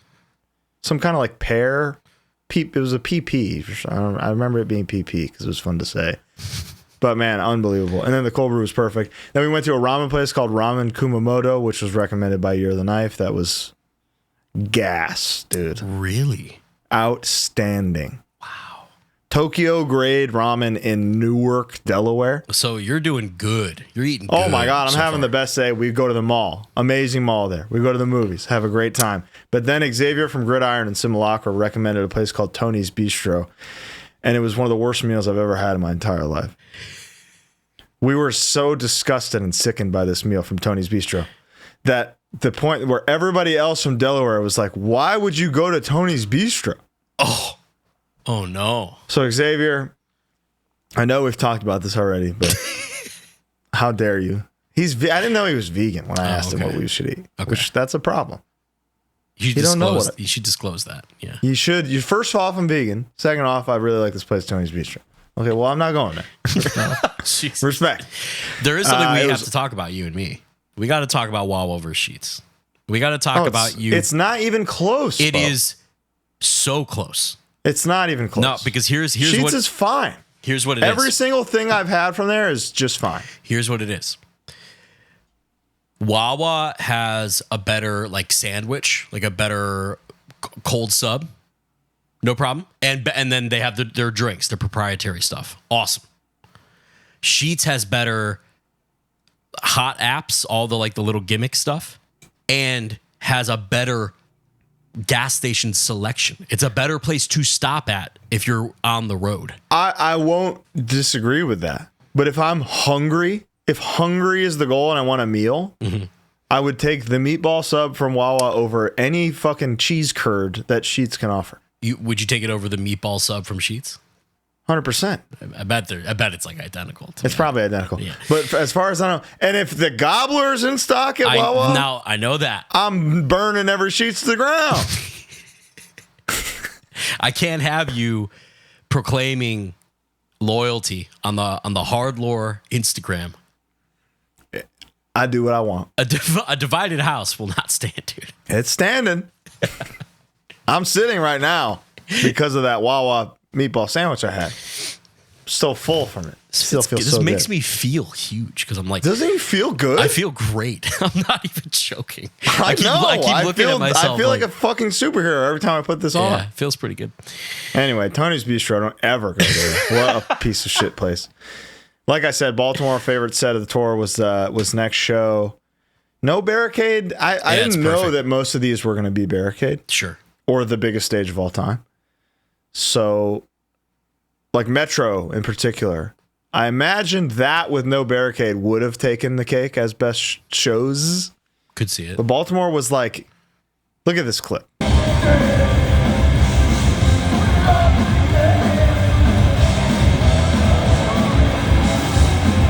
This is exactly what you want. That's the dream. Mm-hmm. People diving, your friends diving, singing, beach balls getting shredded. Shredded up. I'm loving Baltimore. Yeah. Went to Shake Shack, had a great time. Drove to Chicago, arrived at an Airbnb. Actually, on the way, we stopped at a bunch of rest stops in Ohio. Okay. Because Ohio is 1 billion miles long for some reason. It's the whole country. Well, it's crazy that you get through one half of the country, that's Pennsylvania, and then you enter the other half, which is Ohio. And the whole thing's Ohio. It's Pennsylvania, Ohio, California. Yeah. It's crazy. It's endless. But the whole time, there's these unbelievable rest stops. Nothing in the rest stops are made in malice. What were you having? I had the best Dunkin' cold brew I've ever had. Dude, okay, so in my new... In butt-fuck Ohio. My new place is right, like, kitty corner from a Dunkin'. So I've been going often. I'm full on. Like, No more like, yeah, Dunkin's okay. No, Dunkin's fucking great. It's good, dude. It's when it's prepared the way it's supposed to be. Yes. Scientifically smokes Starbucks. It is not even fucking in the same ballpark. Dude. Absolutely. The cold brew is not even close. It's unbelievable. Sometimes it's just made by a guy who wants you dead. Yeah. Yeah. Right before we started recording, Taylor and I went to it on our way back from running errands. I got egg and cheese on a plain bagel. It's kind of my go-to, just like warm thing to eat. It looked like a Fisher Price egg. Like it looked fucking hilarious. Absolutely. And the hash browns that she got were like watery, falling apart. It wasn't made well. You know? Yeah. That's all. That's malice. It's malice. It's okay. The thing is, but I'll go back tomorrow. It's for gamblers, Bo. Yes, dude. Because you're getting, when you go to Dunkin', you're a real gambler because it's poop or gold. It's a hand pay or it's bankruptcy. Or it's an ATM trip. Yeah. Yes. And there's no other, it's fine. And that's why I love it. I love that. I'm a real gamblers love Dunkin'. Period. What else we got? Okay, Chicago. Got to Chicago. And you made it to Chicago early. Oh, yeah. We were there for 3 days. First night at the Airbnb. Can you guess what the first thing we did was? First thing you did was Portillo's. First thing we did was order Portillo's. Almost the entire band's first time. Tell me. And guess what happened, Bo? What's that? We ordered it 3 more times. Dude, I literally last night I watched 2 YouTube videos back to back. One was the 8 best hot dog places in the city, and then the 5 best beef places in the city. And they say, this is like food critic shit. And they say like Portillo's it's kind of what we say about, what we would say about In-N-Out, where it's like, this isn't some crazy artisanal thing, but it's the standard. But it is gonna be perfect and exactly what you're looking for every time. Exactly. I cannot believe Portillo's. Oh, dude, you don't know how happy that makes me. I think I've been thinking about it every fucking day. Why is it in Orange County and not in the Valley? Everything should be in the Valley. It all makes sense there. There's no fucking Alamo Draft House here. There's no Portillo's here. Bullshit. You asked me the order. I said big beef with Maz and hot peppers. Is that what you ended up getting? Every night. Every night I was in Chicago, I ate one of those. Dude, Jardinera is a thing that I need the country to experience more. Yeah. They don't know. They don't know. I got to try the Luz Portillo's collab. Yeah. I'll see if I'm going to order it today. I'm going to order it when we wrap. Okay. I don't. That sounds like the perfect thing. Yeah. So deep dish here with Italian beef on it is like a thing. I had the tavern one that Jordan brought. Yeah. From Exploding Kittens. That was good. Yeah, that was really good. Pretty fucking good, dude. So if that was on a Luz pie, I'd be in heaven. Okay, there you go. But I love Wicker Park, Chicago. It felt like I was walking around thinking like, I get it. Yeah. I get why he ain't leaving. I ain't leaving. I love it here. Yeah. It breaks my heart that I missed you. That I was literally moving and just like tearing my hair out. That was one of the worst days of my life. It is one of the most I think it's divorce, and like grief and moving are like the 3 most stressful things. My inevitable like murder or assault trial will probably be. But it was supposed to take 4 hours. It took 10 hours. They didn't bring a truck big enough for all my shit, even though I gave them. Did they charge you per hour? Fuck yeah, dude. I got hosed. They knew what they were doing. Which is crazy because it's like every move I've ever done with movers is like 2 hours. That's what I'm saying. It took all day. Were you not packed? I was packed. Okay, so they suck. Yeah, it was 2 dudes. Oh, they suck. 2-bedroom apartment. Like I got a lot of stuff. You ain't got the real rock and roll movers like we got here. No, you needed the rock and roll movers. I needed the rock and roll movers. Dude, they tried to leave by not. They were like, "Yeah, this kitchen island's not going to fit. All you got to do is take the top off, though." And I was like, "Okay, do you need a screwdriver or?" Yeah. And they were like, you want us to do it?" And I was like, "Yeah, I think that would be great." And they're like, "All right, we can't put it back together though." Okay. Jesus Christ. Yeah, it was rough. It was a bad day. Yeah, but Chicago's unbelievable. I'm glad you enjoyed the neighborhood. This is the one city where Twitching Tongues had played there sooner than God's Hate had, you know? Like God's Hate hadn't played there in longer somehow. Interesting. And both sets were amazing. Yes.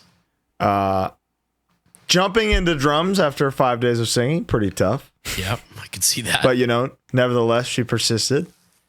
Pequods. Let's talk Pequods. We can talk Pequods. Pequods is the famous, legendary date night pizza spot in Chicago. It's, you know, it's OG. It's not a chain, perhaps. Yeah, there are a few locations. Two locations, but it's not a chain. It's a local, like, legendary spot that's supposed to be, like, the best one. Open till 4. And it was the best one. Oh, I've had unbelievable experiences. It was the one where it's like, oh, it's someone's coming in from out of town, or oh, it's somebody's birthday and we need something that's open late or something place after a show. Go to Pequods. Yeah, exactly. Yeah. My birthday, we all went there one That's time. right. Yeah. This was one of the worst. This is maybe the worst deep dish pie I've ever had in my whole life. Pequods is in the gutter. It's in the shit. It was undercooked, barely caramelized. Breaks my heart. Truly devastating. When you drive that far and you can taste it on your tongue how good it's going to be, and it's not. Yeah. It's soul crushing. Well, that's the other thing too. You guys stayed far as fuck. Yeah, but it was safe as hell. Yeah, For any of my Chicagoland guys, they stayed in like Addison. They stayed like way out DuPage. It was 1 hour from the venue. It was so far. It was so far. Aaron Osborne, our beloved, was also in town on which night was that? Maybe Wednesday night? I can't remember, but I went with Extortion. He came to the first show. So it must have been Wednesday night. Thursday, yeah. We went to Pequods late, and there was, and James and Chris were there, and we got thin crust. We didn't even. And it was good. It was great, yeah. You didn't even bother. Nope. But then we got Lou Malnati's at the Metro delivered, and it's the best fucking thing I've ever had. Yeah. You're a Chicagoan. In here, you're a Chicagoan. 100%, dude. Yeah. Portillo's and Lou's run the world. Chicago. And then we went to the, is that the Cubs? Yeah, Wrigley. Cubs game. Wrigley's right at there. Wrigley. Beautiful. And you had a dog. It breaks my heart to say that the Dodger dog is complete and utter dog shit compared to the Wrigleyville dog. The Chicago dog is strong. That setup in California would be trashed within 10 minutes. It's beautiful. Yeah, it's really you build new. your own. You get there and you scoop all the fixings yourself. Mm-hmm. So I tried to do it exactly like I like it. Yeah, I made the most beautiful dog you've ever seen. Here it is. It was perfect, legitimately perfect hot dog. It's a beautiful ball field too. It's just like a great ballpark. It's a great. Chicago's unbelievable, dude. Yeah. Yes. I'm addicted to Chicago. Love that. Where did I get coffee? I got coffee at the place with the DeLorean in it. Oh, Wormhole. Yep. Great. Used to be like really great. Now is great. Now it's still good. It's not like a go-to, but it's still good. There's a new place by me called Electric Mud that I'll take you next time you're in Chicago. That sounds perfect. It's like the Dark Matter Cafe. It's great. It's fantastic. We'll go in September. 4 different kinds of cold brew. Ooh. Yeah. Love it. Yeah. You can do a flight of cold brew. Oh, I'll do that. I love doing it. There we go. Perfect. Yeah. Beautiful. Yep. I just want to once again Cosmic Joke opened both Chicago shows, which was great. Fantastic, dude. Yeah. Loved it. I loved it. Angel Dust was also on Baltimore and Chicago with us, which like seeing them tune their set list to straight hardcore crowd. Oh, interesting. Fucking masters, dude. Interesting. Masterful. The way that they've arranged the songs and like what they played. Yeah. Like truly fucking insane sets both nights. And then Cosmic Joke getting to do shows like this are really cool because Mac's been on tour with Drain doing merch for them the whole time. Yeah. So Drain is like just a legendary camp of people. Well, you said it yourself. They could have done this tour with bands that could have filled bigger rooms. With a bunch of crap. With crap. Instead they took the core, dude. Yeah. From no crap, all core. That's Drain's philosophy. Yeah. Beautiful. And now the Palladium just happened last weekend. It was awesome. Yeah, Chicago, unbelievable. I'm its biggest fan. That was this tour. Got it. Big shout out to the whole package. It was the best vibe of any like green room I've ever been in. I feel like, dude, the Metro Green Room is nice, and that was a very good vibe. People in and out. You were there. What was the burger you had? Oh fuck! What was it was called? from a place called the Hideout. It's called the Hideout? It was, yeah. Okay, That's well, so place. Interestingly, owned by Chef Philip Franklin Lee, who was the original drummer of a band called Alpha and Omega, which I eventually played drums in. That's some full circle fucking. Managed by a fella named Sparky, who played bass in Alpha and Omega from the Valley, now killing it in the restaurant biz with Philip. Like the perfect smash burger. I can't wait to try it. Yeah, give it a shot. You're going to love it. I can't wait to try it. Let's go over to the Discord and get some questions from people regarding the tours we both just did. Banana split or banana milkshake? You know what's funny? As a kid, I would have said banana milkshake, but now I'm really into like coconut and all the fixins and stuff. I might go split. I haven't had a classic split. Dude, when you're here, you and I should go to Margie's Candies. They have artificial banana is one of the most repulsive. So you're a split man. Flavors in history. I would not touch. I don't want banana in my ice cream. The two should not merge. So you wouldn't do a split? I wouldn't do it. Wait, but a banana split is a real banana. I don't want it. It's a real banana. They shouldn't be together. Are you busy over there? What's going on? I'm making sure. It's called the Drop-In, not the Hideout. The Drop-In. The Drop-In, Chicago. not the Hideout. That's Philip Franklin Lee. Yep. Sparky. Unbelievable burger. But anyway, Margie's Candies, there's a picture of Al Capone in there. Ah. It's been around forever. So they have classic ice cream stuff. Very nice. Favorite honeycut mosh call? Oh, dude. He had a couple that were pretty good. The one that comes to mind is sending a part out to the family unit. What does that mean? Just, it's about like, hey, if you were lucky enough to have like a strong family, this is for you. This goes out to the family unit. That's really sweet. It was awesome, dude. It's a beautiful thing. About 11 people in each room. Yeah, exactly. Oh, hell yeah, man. Me just like, oh. Yeah, fuck you. What is the result of the poll you took on Twitter about shirts, the shirt brands? I would love I did a poll on Twitter polling to see what brands people liked because I'm sick of fucking wondering and hearing people complain. Comfort Colors won with flying colors, but it's just not. It ain't right. There's no perfect blank out there, and that's the problem. There's no perfect blank, but there are blanks that suit most people, and you unfortunately are an outlier. I think that's. I got a fucked up body. Short torso, long arms. Yeah, and you know what's funny is I told you that the gray fuck your attitude, twitching tongues, beefy that I was wearing. Love how that fits. Yesterday all day I wore out just a black one. Fit like dog shit. Yeah.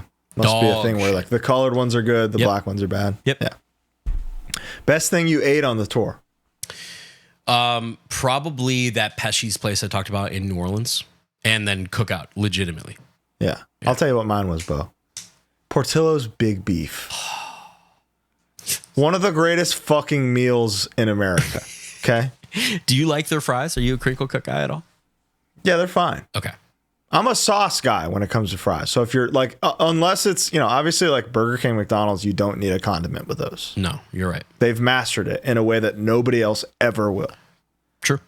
Portillo's, I would need some kind of sauce. Okay.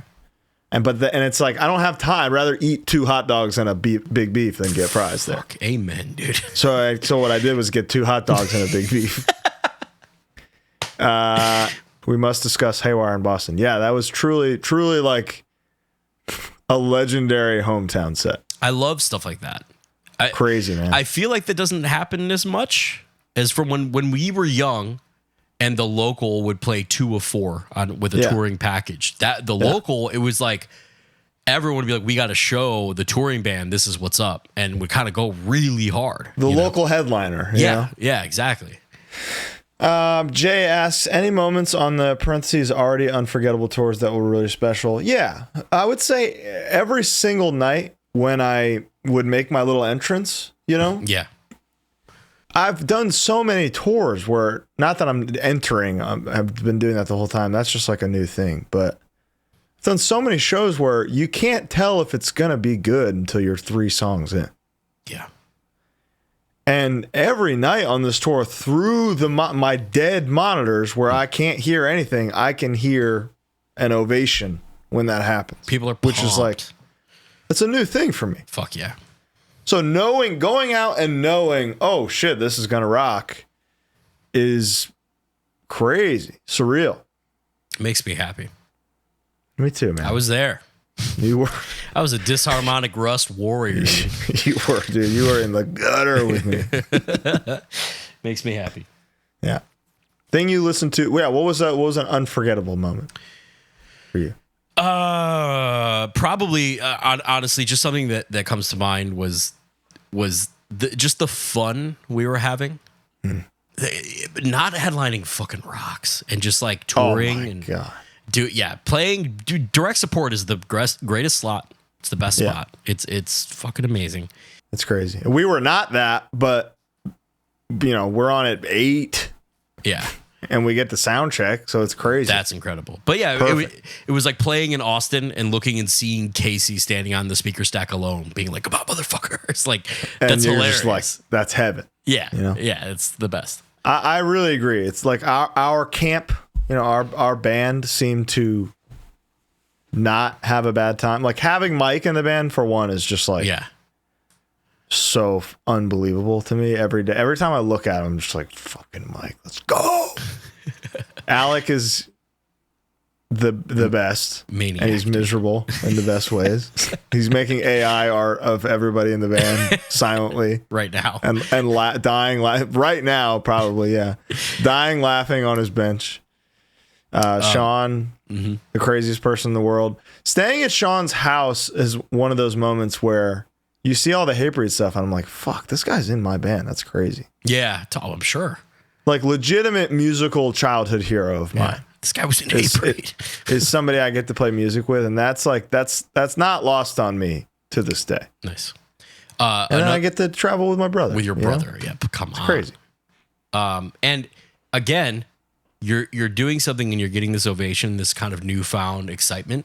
Yeah. With your brother, who was there, who like this was, this was your guys, That's really cool. And 3 out of 4 of the original guys that were there now, in Dallas, the room was so big there was 2 pits during Harm's Way.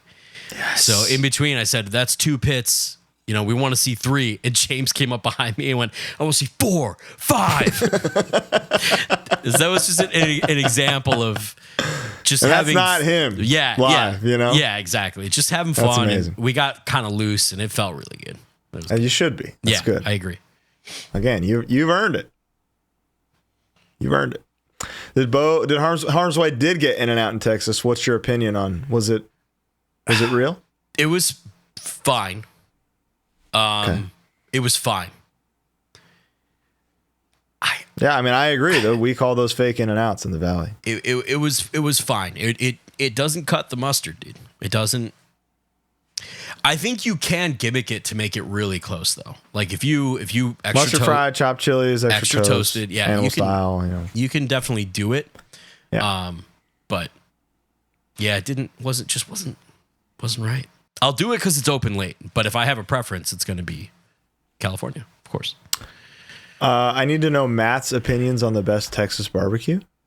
Dude, did you get that? He had, he had stuff going on, so he wasn't really hanging out. Oh, right, yeah. He's in. I mean, they're dropping some shows because of his father's health. Yeah. So all the best to him, of course. And their camp, truly like unbelievable group of dudes. Yeah, really cool. So didn't talk to Matt quite as much as the other guys. Sure, yeah, of course. I think the only time we even like really all ate together was that Pappy's place in St. Louis. Okay. Gotcha. But no, didn't. Oh, he was very excited about us having cookout. Okay. Like it was like cookout, man. Oh, I told him, there you go, buddy. One night, dude, this is a good story. In Richmond, someone brought him. Do you know what a pinwheel is? If somebody offers you a food item called a pinwheel, what do you? There's two things I can think of. There's a pepperoni pinwheel or like a chocolate and marshmallow pinwheel. Okay, so I went sweets, right? Okay. I'm always going sweets, you know. Yeah.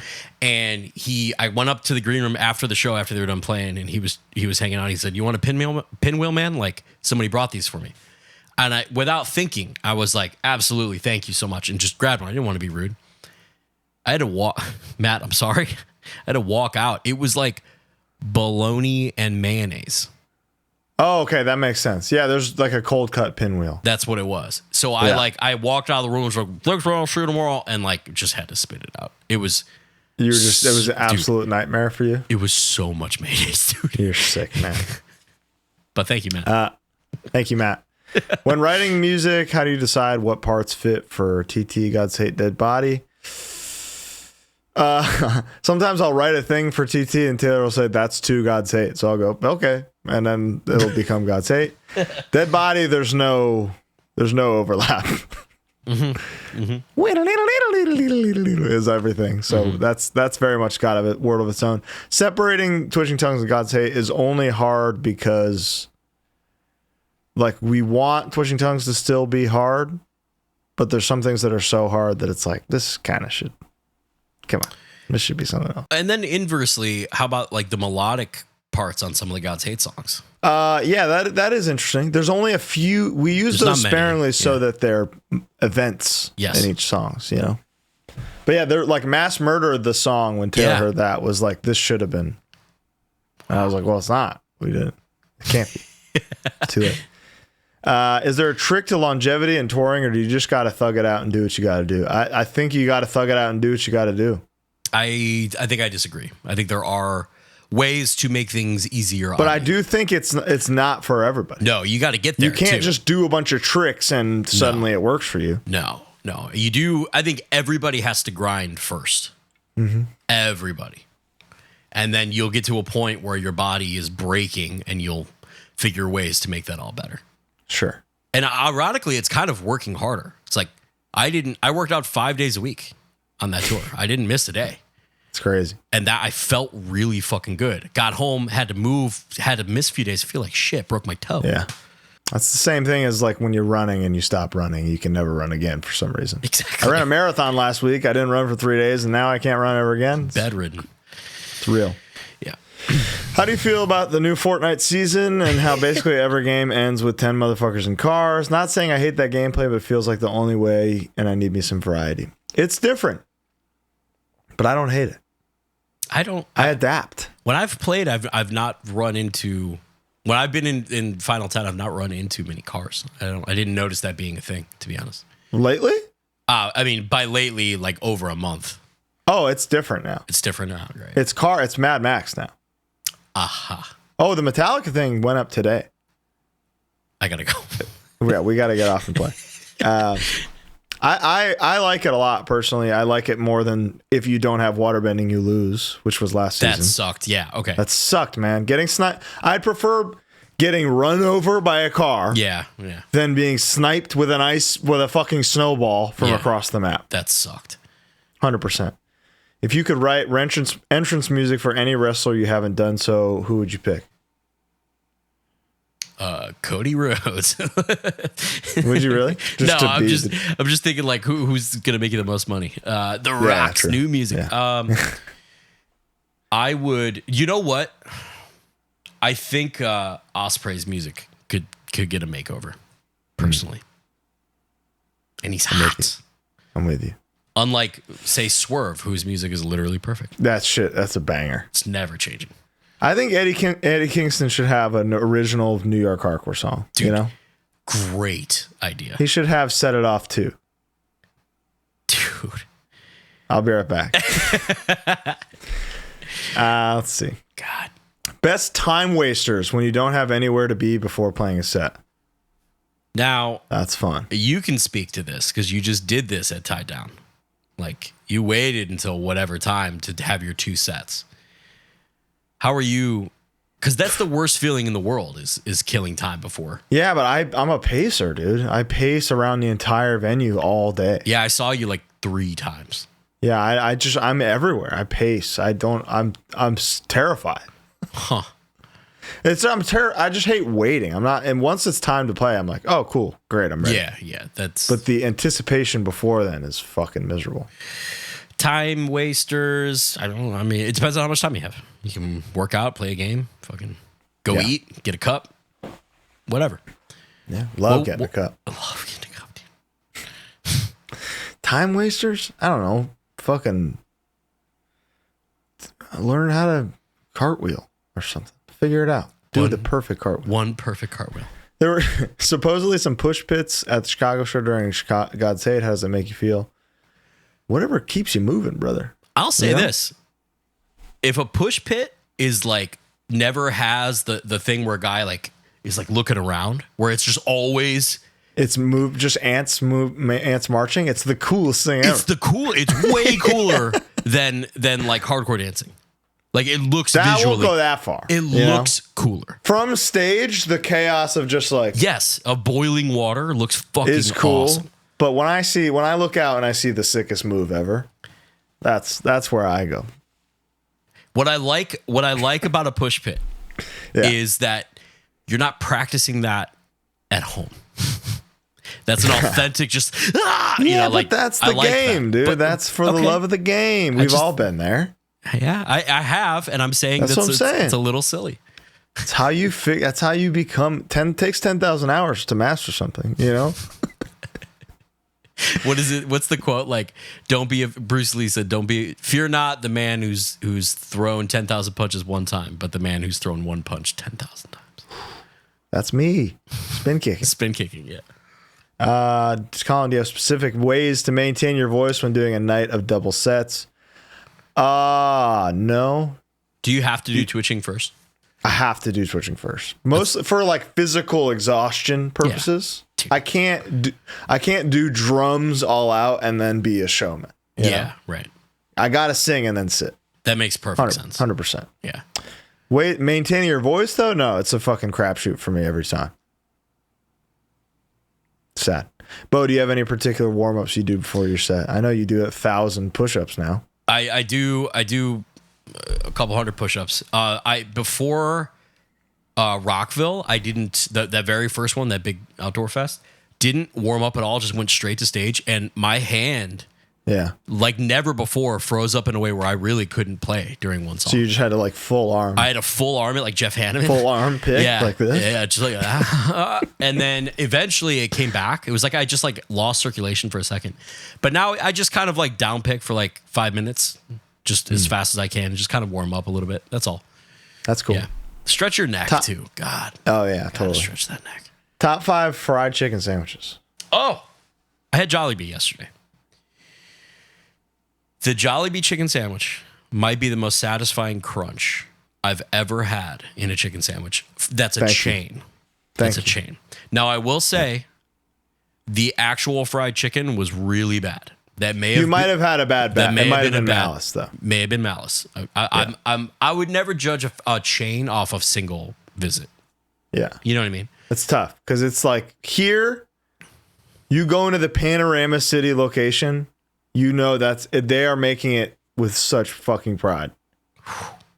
So we'll try it again when you're here. You heard that crunch when I did, yeah. That was undeniable. So that doesn't happen with malice. I had just like a drumstick at first, and I was like, "This ain't better than Popeyes. Like, this is kind of whatever."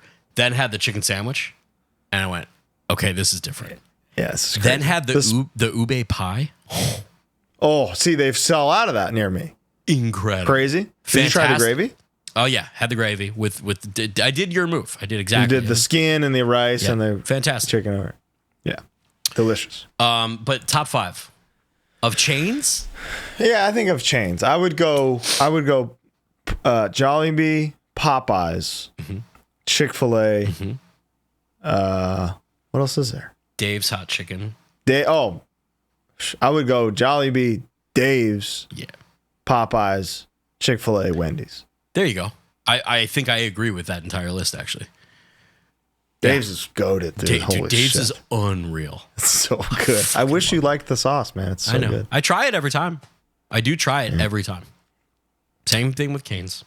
What's an album or band you try to your hardest to convince people to like? Wow. I mean, it's probably Primus for me, but I'm done trying. If you don't like it, it's your problem. I think that's kind of the way. Yeah. For me, it's probably Metallica, dude. You know, nobody really. No. God, I don't know. Not many of my friends like Typo, and I was one of them for a long time. That's probably one where people are kind of like, I don't really get it, but that's not that out there. Bjork, probably Bjork. Really?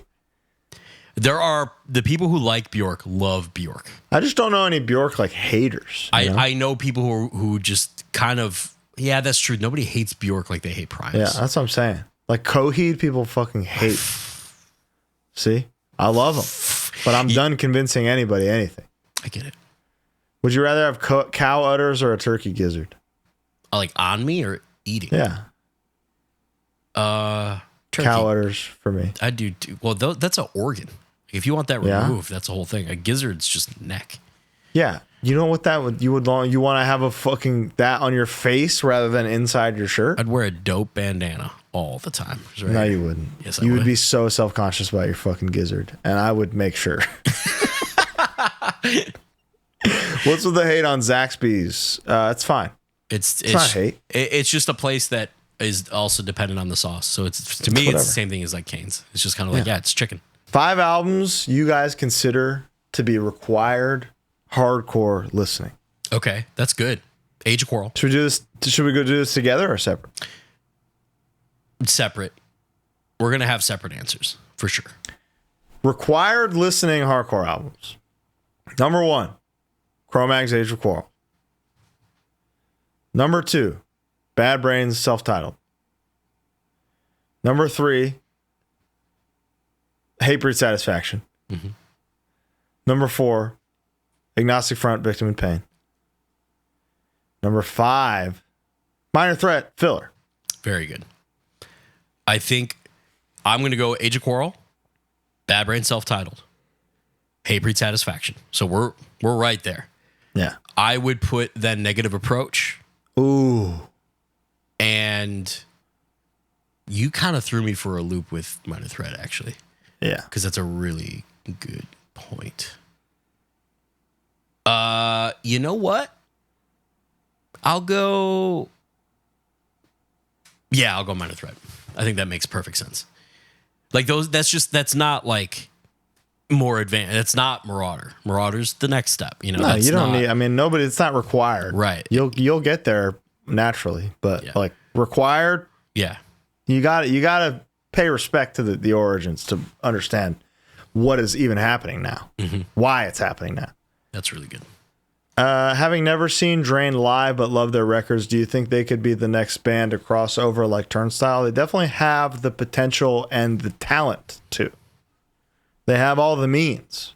It's like just about finding that Turnstile lottery ticket, luck of the draw moment. Yeah.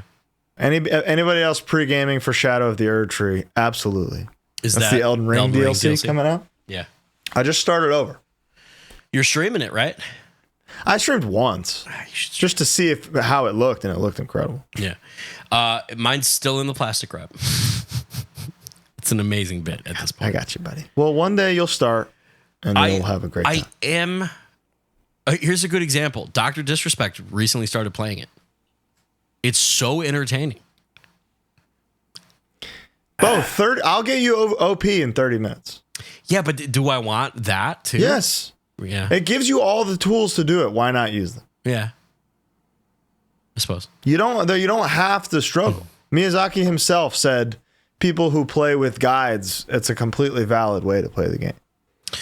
After Europe, after Sound and Fury, I'm pretty much home for 2 months. And You're gonna need it. That'll be video game time. You're gonna love it. You're gonna be so in that you're gonna go back and play Demon Souls, and you're gonna be like, wow, this looks so much better. Really? It was a remake by a different studio. So they're like, it was a PS5 kind of like launch title. So their goal was graphical fidelity. Gotcha. And it looks crazy. When you guys are 100 years old and they have a new HardLore, they'll have to fucking kill it, pry it from my cold dead hands. Do you think your bands will be considered GOATs by them? That would be nice. That'd be nice. I hope at the very least the impact of this show means something later. You know, Absolutely. like the work we're doing now, putting on for bands and introducing people to new things. I hope that counts. I can't for a second, dude, especially, we haven't talked about this. I got a lot of comments, people coming up to me about HardLore on that tour. All great, positive things. Lots of, I'm at work.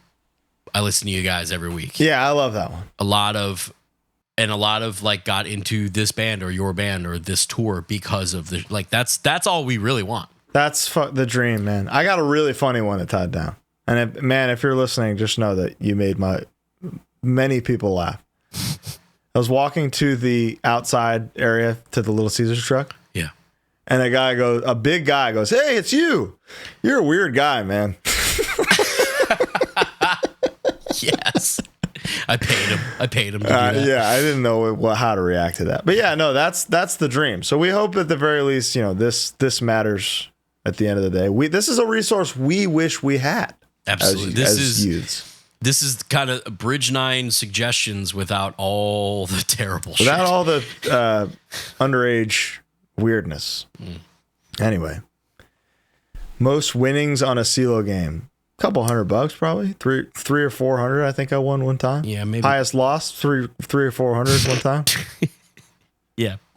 Less than that, but definitely just even. CeeLo's great, but Jesus Christ. I love it. We are all well aware of your justified love for Warning, but do you fuck with 40 Watt Sun at all? Big time. Mm-hmm. That makes sense. It's less metal. They're not a metal band. Do you like Bell Witch? Yeah. Seems like, they're kind of in that vein. Sure. I think Pallbearer is the ultimate example of like what music influenced by Warning can become. Cool. Their new record is unfucking believable. So if you're looking for something on the heavy side emotionally, check out the new Pallbearer. If you just want more of Patrick's voice and his beautiful melodies and the 15-minute songs that he writes, check out 40 Watt Sun. Because there's a part, the thing is he like, all the songs culminate in this like 30 seconds in the middle. Mm-hmm. That is like the most beautiful, devastating thing you've ever heard. And then he comes down from them. Really cool. There's nobody like him that writes music. Mm. Did you talk to Maddie from Year of the Knife leading up to the show? Oh yeah, I was like, please do this. And she was like it's time. Was she psyched on it? Yes, she was very psyched before and after. Texted Awesome. me after, and it's like to me, it just felt like the honor is so all mine. Yeah, like for just being able to be involved with this beautiful moment. It's no exaggeration that watching the clip got me emotional from wherever I was at. Crush me. Dude. Yeah, it was. Crush me. Favorite gas station snack or beverage while on the road? What's your go-to? This is a great question. You're at a Love's, Now, okay, we're at a Love's. Yeah. Now I'll get a yellow Gatorade Zero. Love Gatorade Zero, dude. A 12-ounce sugar-free Red Bull. An ice-cold Fiji. This is all one bag, right? Holy shit, this is $18. And then maybe some combo, the pepperoni pizza combos if they got them. Dude, with the pretzel ones? Oh, it's Taylor's favorite snack. It's Taylor's number one She's snack. fucking awesome. Yeah. Everybody knows Big Tay. Dude, they're the white chocolate Kit Kat. Oh my God. Excellent. Dude, you're a snacker, huh? Yeah. Wow. But I'll get like one, I'll get that and then that'll kind of be like all I eat for like 6 hours. Yeah, you squirrel it away. And then chips. It has to be available at the gas station, which like my favorite snacks rarely are. Like the hot and spicy Cheez-It is rarely available at the gas station. And I think that's the best cracker of all time. Yeah. Other than Christian Bale. What are yours? So we went to Love's exclusively. I was also doing some research on a theory, a phenomenon I found. Oh my God, dude. The Fill us in. This is unbelievable. Yeah, I can't believe I forgot. So I've been noticing for years, but pre-pandemic, I had noticed that Love's bathrooms, the men's room bathroom, the door would have a wear in it and I noticed myself doing it. pushing with I've never opened a door at a bathroom by the handle ever. I always go full body, fist. I see other guys doing it going in. Inversely, the women's room, spotless, no marking on the door. Now, don't get me wrong. I believe there are more male truckers on the road than female. Of course. But we're talking nationwide. Oh, it is universal. It's universal. So I started just kind of documenting where these were and what I was seeing. 2 developments, 2 things that I thought were really interesting. 3, actually. The first being, be very careful when you're taking pictures of the doors of bathrooms because people don't like that. Yeah. 2 being, Love's is now the newer ones. There is no male door. There's the female door, and then the men's room is like the hallway type entrance. Where it's like they caught on, and they're tired of replacing this door. We're replacing doors. Let's just make it like a little maze entrance, and then you're in. So that's happening. The other thing is, people have begun tagging me when they've found these, and they're finding examples in other places. My control group is Loves. Somebody tagged me in one at a wedding banquet hall. Same result. Now, at a wedding. Now, the thing is, are we as men doing this because we don't want our hands to touch the nasty male handles? Or is it because our primal instinct is just like, let me in? I think we got to punch or shoulder check our way into a scenario. I don't know. I don't touch the handle for sanitary purposes. Sure. That's why I do it. Because I already have to touch my penis when I pee, which I try not to do anyway, so I don't have to wash my hands. I don't like to wash my hands after a pee. I don't like washing my hands. I like to just drape it over, let it rock, give it a shake, give it a wag with the pants, use the pants. Oh my God. You're an animal. I got a system so that I don't have to touch it. I got you. Because I don't want to wash my hands. So I wash my hands every time because I love using the pumice soap. Yes, but dude, so often they don't have paper towels. Dude, and it's so much nastier to wash and dry your hands with a fucking blow dryer than it is with a paper towel. Unacceptable.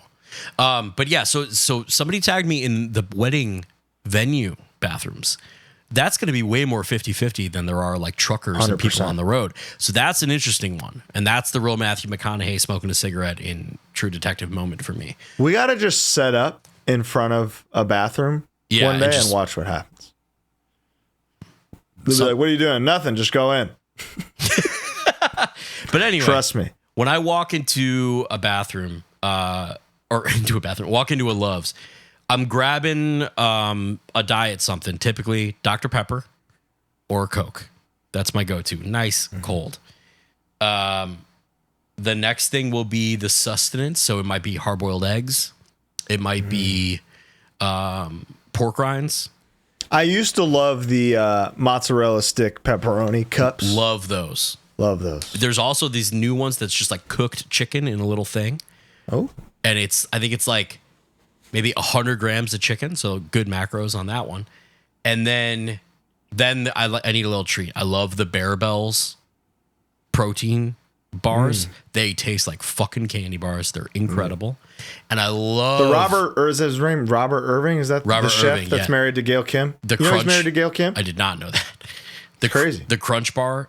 They're called like Crunch. Those are fucking amazing. Those are great. The macros are pretty terrible. Yep. But my God, they're good. Really into the legendary, like the Pop-Tarts things. And then my new favorite one that Nick put me onto are the Coconut Puff Bars. Oh my God. Okay. A delight. You got to eat them right away, though, because they melt immediately. Done. I will. And that concludes our tour recap episode. We hope you've enjoyed these last couple fun weeks of recap. Next week, we got Tom Sheehan. We got Brooklyn. The week after that, on the 4th of July, oh my God, we've got Vinny Stigma from Agnostic Front. He's going to be so happy to know that. There's never been it's the most unbelievable time and place piece of marketing we've ever done. So we hope you all enjoy.